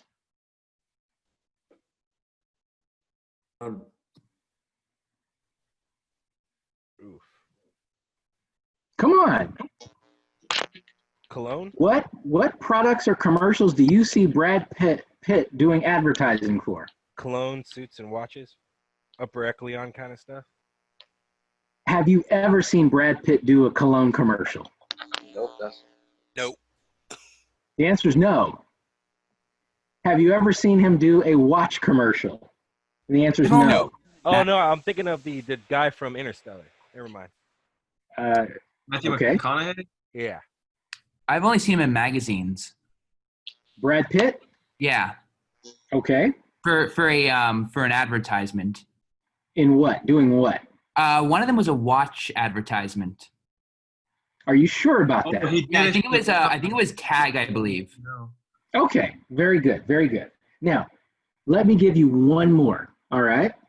Prior to George Clooney coming out with his own alcoholic beverage, what commercials did you see him doing? Or better yet, what commercials do you see Tom Hanks doing? And I say Tom Hanks does a lot of commercials. Can you think of one?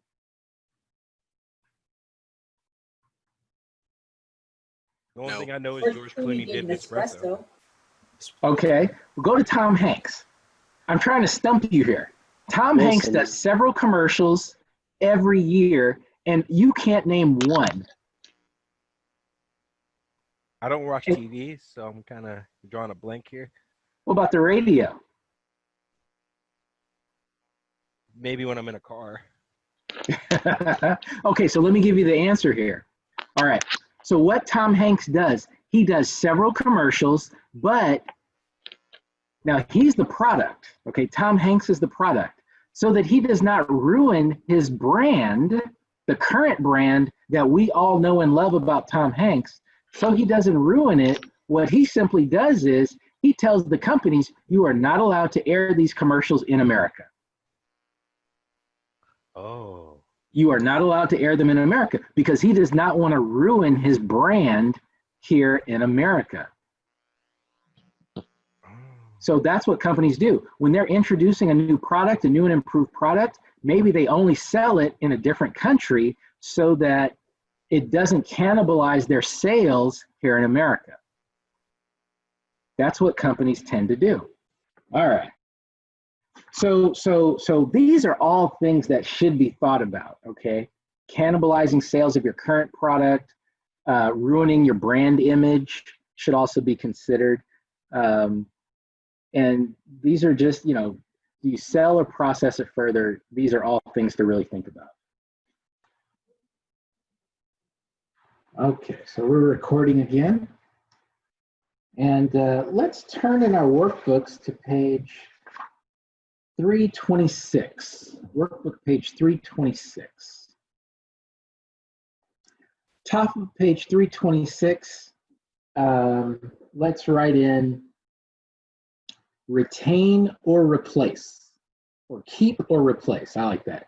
Keep or replace. Top of page 326, just write keep or replace.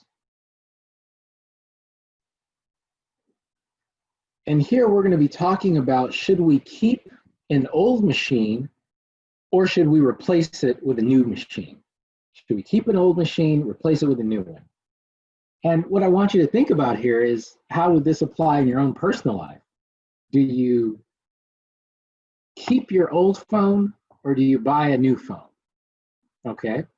And yeah, last semester I had somebody in class, they said, do I keep the old spouse or get a new one? I said, yeah, that too. But anyway, here you go. All right. So page 326. All right, we've got Casper Music Company. They use the straight line depreciation method. They purchased a sound mixing machine 2 years ago for $12,000. The book value of the machine is $10,000 with a remaining useful life of 10 years. The machine's variable operating costs are $10,000 per year. All right, so we got this old machine. That's the setup for the old machine. So it says a new machine can be purchased for $8,000 with a 10-year useful life and zero salvage value. Now remember, the old machine had 10 years remaining on its useful life. This new machine, if they buy it for $8,000, it has a 10-year useful life and zero salvage value. So 10 years left on both machines. The new machine's variable operating cost is $9,000 per year. If the new machine is purchased, the old machine will be thrown away. All right?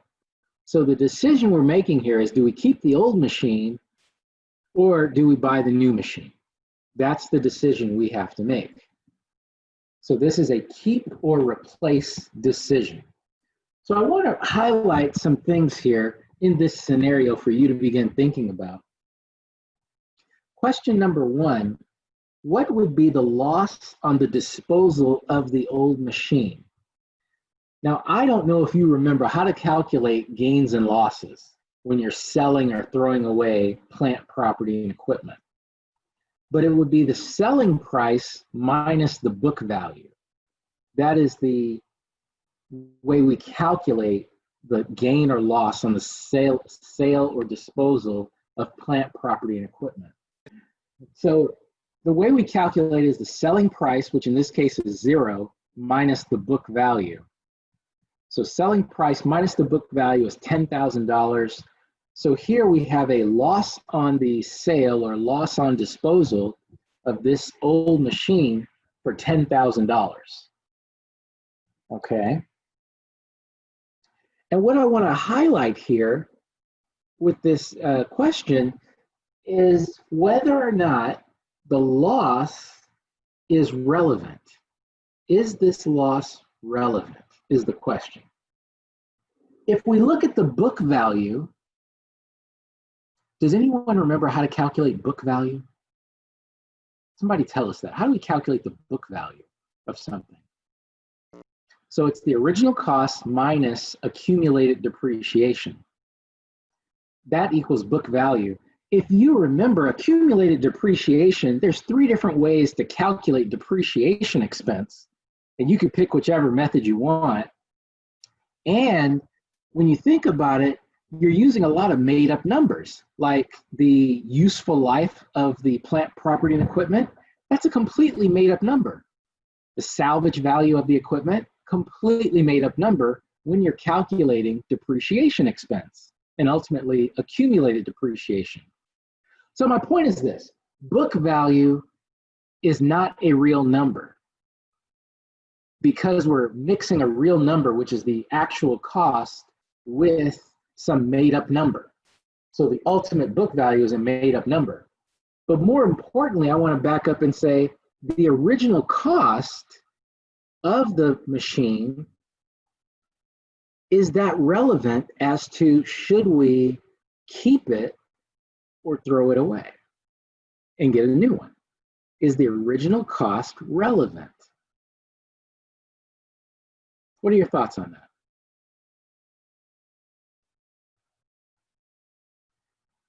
Depends on how long you've had it for and how much of a useful life it has left. Well, in this case, it says, hey, we've got this. Well, I tell you what, let me press pause there. Let me come back to that. The question we have in front of us is, what would be the loss on sale on the disposal of the old machine? We calculated $10,000, okay? So I want to bring us to question number 2. What are the relevant costs in this decision? And I want to start off by saying the loss on the sale or loss on the disposal is not relevant because we used a bunch of made up numbers to get us that number. Does that make sense? Just book value is a made up number. So the loss on the sale or loss on disposal, this $10,000 loss, that is not going to be a relevant number at all. Okay. It's not based on real data. It's not based on, yeah, I guess that's a good way to put it. It's not based on real data. I mean, just how we calculate depreciation is completely fictitious. We can make those numbers whatever we want them to be to get a certain outcome. So the loss on disposal, that is not a relevant number for us. Well, what about the cost of the equipment? Here we paid $12,000 for this sound mixing machine 2 years ago. Is that irrelevant? Is that relevant to the decision of do we keep it or do we throw it away? No, because we can't change that fact. That is correct. It is not it's not relevant because we cannot change, or it will not change under any scenario, what we paid for the machine. the original cost or the cost of the old sound mixing machine was $12,000. Is that a relevant cost? And the answer is no. It is not relevant. But why? What kind of cost is that $12,000 purchase price? Sunk. Say again? Sunk. Ah, there we go. A sunk cost. A sunk cost is a cost that occurred in the past that cannot be changed. Sunk costs are always not relevant. They are never relevant. A sunk cost is never relevant. Is the answer for number 2? Question number We're working on number 2. We haven't finished it yet. So we're just working on it. So we said the loss on disposal or the loss on sale is not relevant. We said the original purchase price of the old machine was not relevant. This is all number 2. How about the operating costs going forward of the old machine? Yes, that is relevant. That is relevant. If we keep the old machine, those operating costs are going to be there. If we don't keep the machine, those operating costs are going to disappear. So that is relevant. How about I'm just looking at the costs here in this scenario. How about the cost of the new machine? Is that relevant? Yes, because we can change that fact. We don't have to buy it. That is true. If we keep the old machine, we don't have to buy the new one. So that is a relevant cost. How about the cost of the annual operating costs of the new machine? Is that relevant? If we buy it, it is.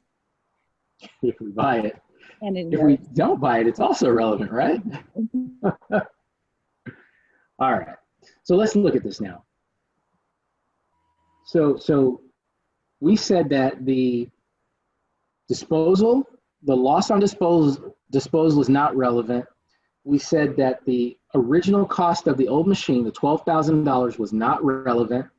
We said the variable operating cost of the old machine is relevant. And the variable cost of the new machine is relevant. And the purchase price of the new machine is relevant. So that's number 2. Let's look at the analysis here in number 3. So we've got a column here for retain the machine, a column for replacing the machine. We're going to look at the variable operating costs and the actual machine cost of the new machine, okay, of the new machine, not the old one, but the new one. Do you have a question? Yeah, can you repeat the relevant costs again? The relevant costs are the variable operating cost of the old machine and the new machine, and the purchase price of the new machine. Those are the only relevant costs. Thank you. All right. Now, what I want to pay attention to here is we cannot do this on a 1-year time period. We have to group this information together and look at it over the remaining life of both machines. And it makes it nice when they have the same useful life left. 10 years. Yeah, 10 years. So we're going to group the costs together. So when we talk about keeping the old machine or retaining the old machine, we want to ask ourselves, what is the variable operating cost over the next 10 years? And that would be $100,000. $100,000. $10,000 per year times 10 years, $100,000. Okay? Now we don't have a machine cost if we keep the old machine, so there's nothing to put under machine cost here. You could write 0 and that'll be fine. You can write 0. Okay, so I'll put 0 there just so we keep score. All right, now let's go to this replace column. If we replace the machine, what would the variable operating cost become? $90,000.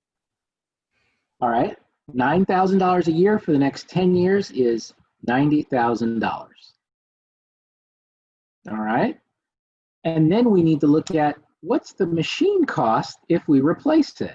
What is the cost of the machine? $8,000. $8,000. Very good. All right. So now we can move to this net income column. Now remember, we're just talking about costs here, not revenues, just costs. Okay. So when we have our costs go from 100,000 to 90,000, is that good or bad for net income? Good. That is good. When we have our costs go from 0 to 8,000, used to be 0, now they're 8, is that good or bad? It's bad. That is bad. So in this net income column, I'm going to put $10,000 positive for variable operating costs, and I will put negative $8,000 for the machine costs, because that's bad. This allows me to, go ahead. Could you potentially see us making a mistake on the test with this, just getting confused on the cost? Because cost is decrease in income, but if we go fast, we see just net income increase or decrease and go, oh, easy, 8,000 is a decrease, or 8,000 is an increase to your income, because it's not in parentheses on the replacement. So I definitely don't want you to go too fast on this. I definitely would want you to think about it in terms of if a cost goes down, it's good, positive. If a cost goes up, it's bad, so negative. You definitely have to take your time and think it through. Okay. That's really why I'm presenting it this way, so that you can just ask yourself for each and every line item, is this good for the company or bad for or is it good for net income or bad for net income? Okay. That's literally how I want you to think about it. So take your time with it, okay? When we just look at these, just do the math coming straight down here in the net income column. Let's see, in this net income column. Oh, I have a question here. How did the 90,000 replace machine costs come again? All right. If in the variable replace the machine, the variable operating costs are $9,000 per year times 10 years. We're grouping together the useful life of the machine in terms of accumulating all the variable operating costs. We cannot just look at this on a one-year basis. Okay. So we do the math here in this net income column, and we wind up with $2,000, a positive $2,000. Okay. Questions on this chart, please.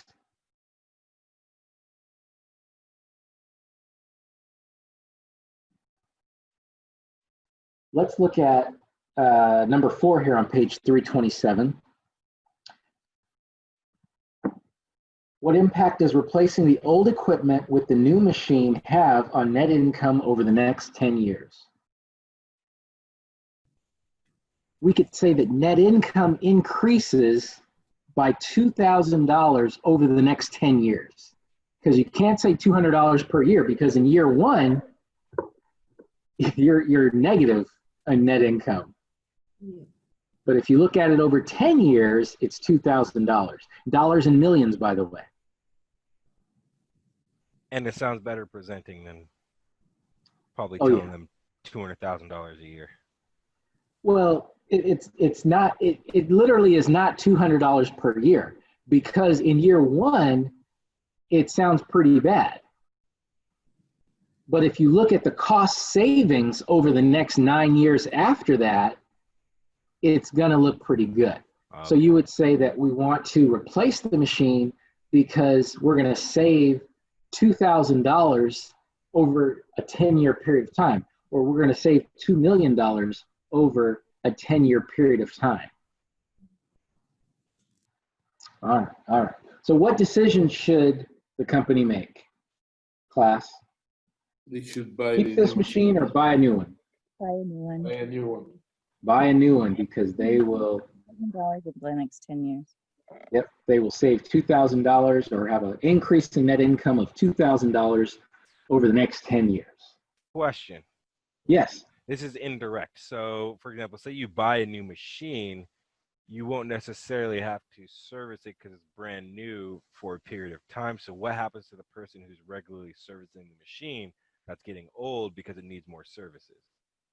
Well, you factored that into the analysis by saying it costs you $9,000 per year for one and $10,000 per year for the other. Okay. You've already factored it all in. Now, if you don't think it's been factored in, then you need to evaluate that a little more. Okay, but you should have factored all that into the variable operating costs. Think about it this way. Should you keep your old printer or should you buy a new Epson EcoTank printer? You currently have a LaserJet, HP LaserJet printer. The toner cartridge costs you $80 every time you go to replace it. And you're thinking about buying a new printer. And so you're looking at the Epson EcoTank printer where one EcoTank will last you all year long and you never have to replace it. And when you do replace it, it's only $5. Do you buy a new printer? How much was the printers? No, I didn't say. But, most likely not, because I can just replace the ink cartridge now. Yeah, but see, that's the thing. Let's say the new printer costs $400. Do you buy the new Epson EcoTank printer? This is a decision I had to make myself. So that's why I'm kind of familiar with it. Yes. Do you buy it? Just cost an arm and a leg and they drain you. Yeah, it's something to really think about here. Should you buy a new printer if you're going to save in terms of having to buy toner over a long period of time? So, you know, Usually the toner's more expensive than the printer itself. You're right. Yeah, but not in the case of the Epson EcoTank. In the Epson EcoTank, you pay a real price for the printer, and you don't really pay a lot for the ink, so to speak. Doesn't this just go back to opportunity cost? The opportunity cost. No. We're looking at the variable operating costs now over a long period of time. No, I know, but the opportunity cost of buying the new printer versus buying X amount of cartridge toner. What? I don't think you're looking at opportunity costs in the right way. Okay. What are you giving up by keeping the old printer? What are you giving up? All those cartridges. Yeah, having the joy of cartridges. All those empty cartridges. Yeah, so I'm just saying, I don't think you're not giving up additional revenue. You're not missing out on something by keeping the old printer. I mean, if you name it, then if it works, it works. But right now, I just don't see it. So I need you to vocalize that for me. At the long run, you save money, you know, if you buy the new one. Well, that's not the opportunity cost. So I don't want to use the words opportunity cost in this scenario. But I do want you to focus on the fact that it's something that you want to look at over a time horizon of more than 1 year. So yes, buying a new printer costs you more initially, but you make up for it in the savings of the variable operating costs. In this case, not having to buy expensive toner cartridges. I get it. It's almost like if you buy that computer and instead of, for example, me repurposing my computer with new graphics cards, new chips, new CPUs, I can just buy the next model up and not have to worry about consistently buying the next best thing so I can run whatever programs I need to run. But I think that we're looking at the electricity cost to run the old computer is much more than it would cost to run a new computer. True. I have no idea. So we're getting all tech talk on you. Yeah, I have no idea.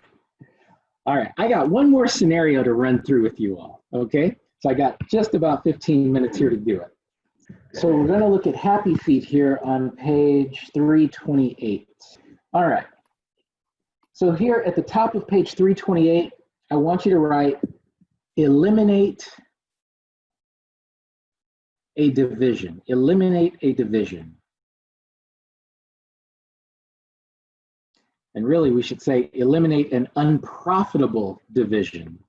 Unprofitable division.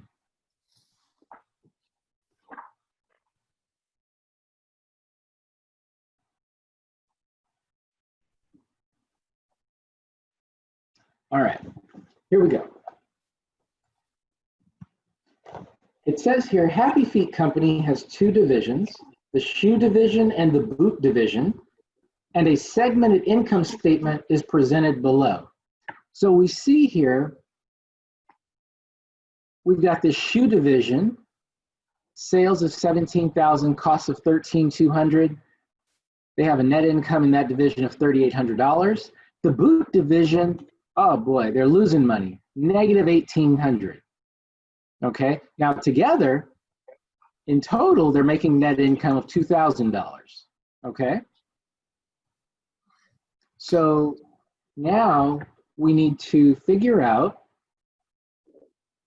let's see what the rest of this says. So we see that one of these divisions is not very profitable at all. Okay, that's what our focus will be on. So it says management of Happy Feet is trying to decide whether or not to eliminate the boot division.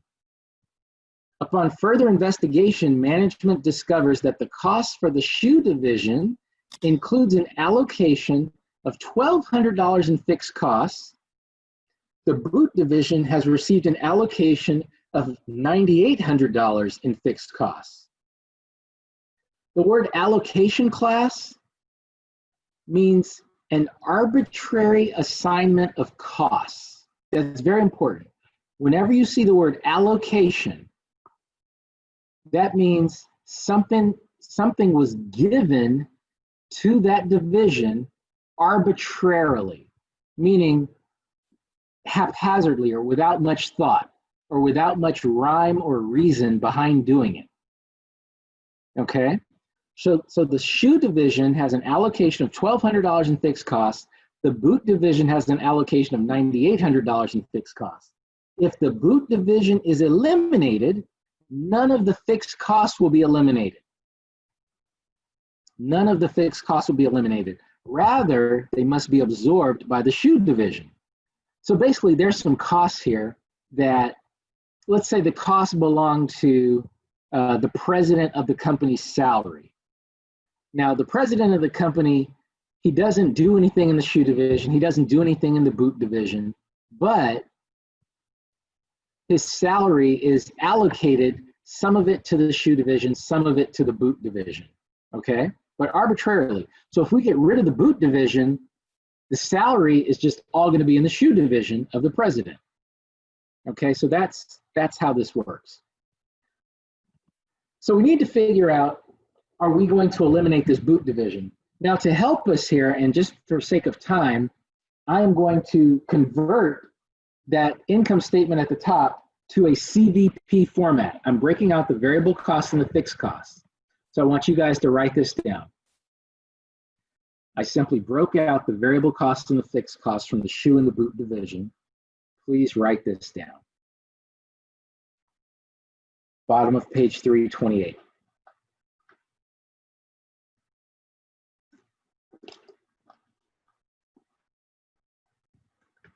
And this is pretty much what ties into our ABC, correct? Because the way this looks, it almost looks like it's a...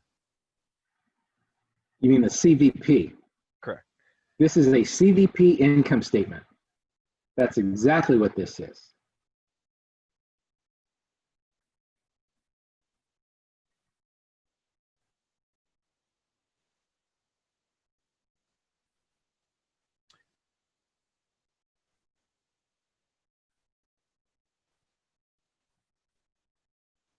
Professor Morgan? Yes. And what have you said about these good things or bad things? Is it work here or not? For the total. I mean, variable costs, 12,000 changed to 16,000. So is it work here? Is it works here or not? So what I have on the screen right now is simply, this is the bottom of page 328. Yeah. We're not in our decision-making chart just yet. I'm simply taking the income statements from at the top of the page, 328, and converting them into a different income statement. Instead of sales minus cost equals net income, I'm converting them into a CVP formatted income statement.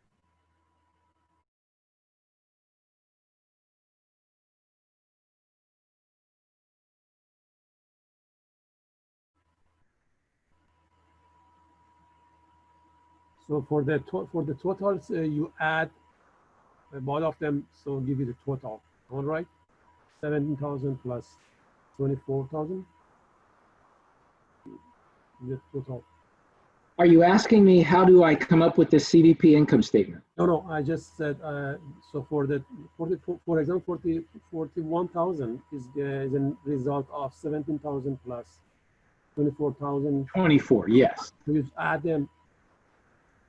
Yes, I'm adding them straight across. Adding everything straight across to get to the total column. Where did you get the variable costs from? Okay, so the problem says that, so at the top, just looking at the shoe division, the costs are 13,200. You with me on that?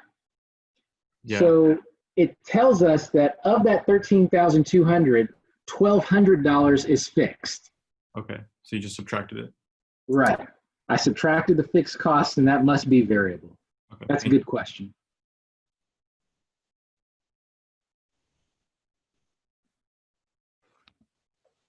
Professor Morgan, it says the shoe division includes an allocation of 1,200,000 in fixed costs. So how does it deduct out of cost? Because it's costs, it's not a fixed. So your total costs are 13,200. The total cost. The total. So at the top of page 328, it says your total costs are 13,200 for the shoe division. This is not a fixed cost. It's total. Well, no, it's all the costs, so it's fixed and variable. So the 13. So if you subtract the fixed costs, you're going to wind up at, you can figure out the variable cost just by subtracting the fixed costs out of this 13,200. Okay. Okay. All right. Okay. Got to move on here. Almost out of time. So, top of page 329, number 2. Let's put this chart together. The decision we need to make at the top of page 329, do we continue the boot division or do we eliminate the boot division? So we're totally ignoring the shoe division at this point, okay? I'm ignoring it. Now, for sales, if we continue the boot division, or this is what it's going to look like, okay? And I just brought over what we did on page 328 at the bottom. I just copied that all the way over. Okay, just brought it all the way over. It's giving you a moment to write that.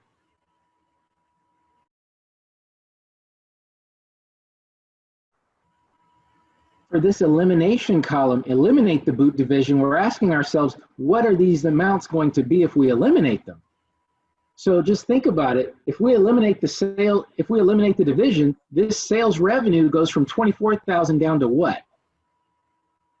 0. It goes to 0. What about the variable cost of 16,000? What happens to that? 0.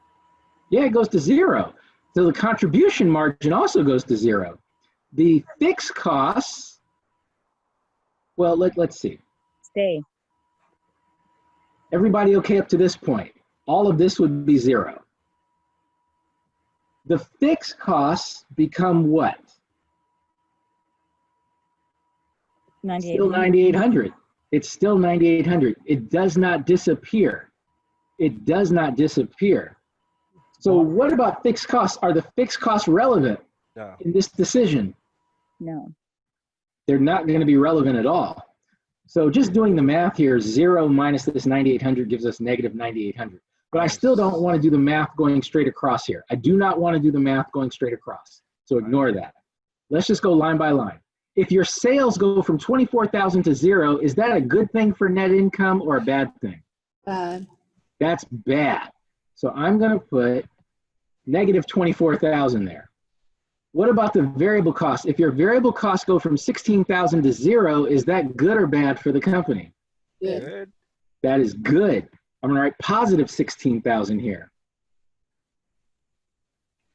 So the contribution margin, and I can just do the math straight down here to get the contribution margin, it works out to be negative $8,000, which is not good, okay? That's not good at all. So if we went straight across here, 8,000, your contribution margin going from 8,000 to 0 is a bad thing for net income, okay? Now, if we look at fixed costs, going straight across 9,800 to 9,800 gives us 0, so we're done with that. Now, to figure out the overall net income, we just need to focus on this negative 8,000 and this 0. Just adding those together gives us negative 8,000. And that means if the company were to eliminate this boot division, this is number 3 now, if the company were to eliminate the boot division, the net income, the overall net income for the company would decrease by $8,000. Number 2. I have a question about that. So this is this is number 2, this whole thing. But answering number 3, if we eliminate the boot division, the company's net income will decrease by $8,000 overall. You got a question? Talk to me. Yeah. So is this considering too a possible bounce back? Like, yes, we're going to take the initial hit in income, but then we'll be able to boost efficiency in other areas, thus regaining that income back to a 0. You can always add more facts to the scenario. You change the scenario, the more facts you add. But based on what we have in front of us here in this scenario, it's simply saying, if you eliminate the boot division, these fixed costs are not going to disappear. And because they don't disappear, they're going to be moved to the remaining department, the shoe division. And you are not going to have $8,000 of a contribution margin to help cover some of this $9,800 in costs. I didn't even think But about at that point, the Yeah. question isn't about eliminating the boot division. It's you're rather should be looking at how you're allocating those costs. Exactly. So the learning point here is exactly what you said. Don't just eliminate a division because you see that it's unprofitable. You need to ask yourself, what's making it unprofitable? And the way we typically do it in the real world is we set to the side any allocation of costs. Meaning if they can't control the cost, if the managers of that division can't control that cost, we should not judge them based on their division having that cost. So we would set it to the side to make it very clear to see. So yeah, the bottom line here is, class, you do not want to eliminate this division because net income is going to decrease by $8,000. That division is giving you some sort of contribution to covering your allocated costs. So here we would say don't eliminate the boot division. So would it be beneficial to almost do a CVP chart at the same time while kind of preparing these statements? Or would that be almost overkill? No, it's the way you want to do it. I think the CVP income statement allows you to look at what's allocated and what's not. You know, I think you can really clearly see things that way. Can you explain one more time how you got the variable costs? All right, look at page 328. At the very top in the shoe column, the total cost is $13,200. Do you see that? Yes. All right. In the body of the problem, it tells you that the shoe division has $1,200 in fixed costs. If they have $1,200 in fixed costs, that $1,200 is part of this $13,200. Okay. So whatever's left over is not a fixed cost, which means it's variable.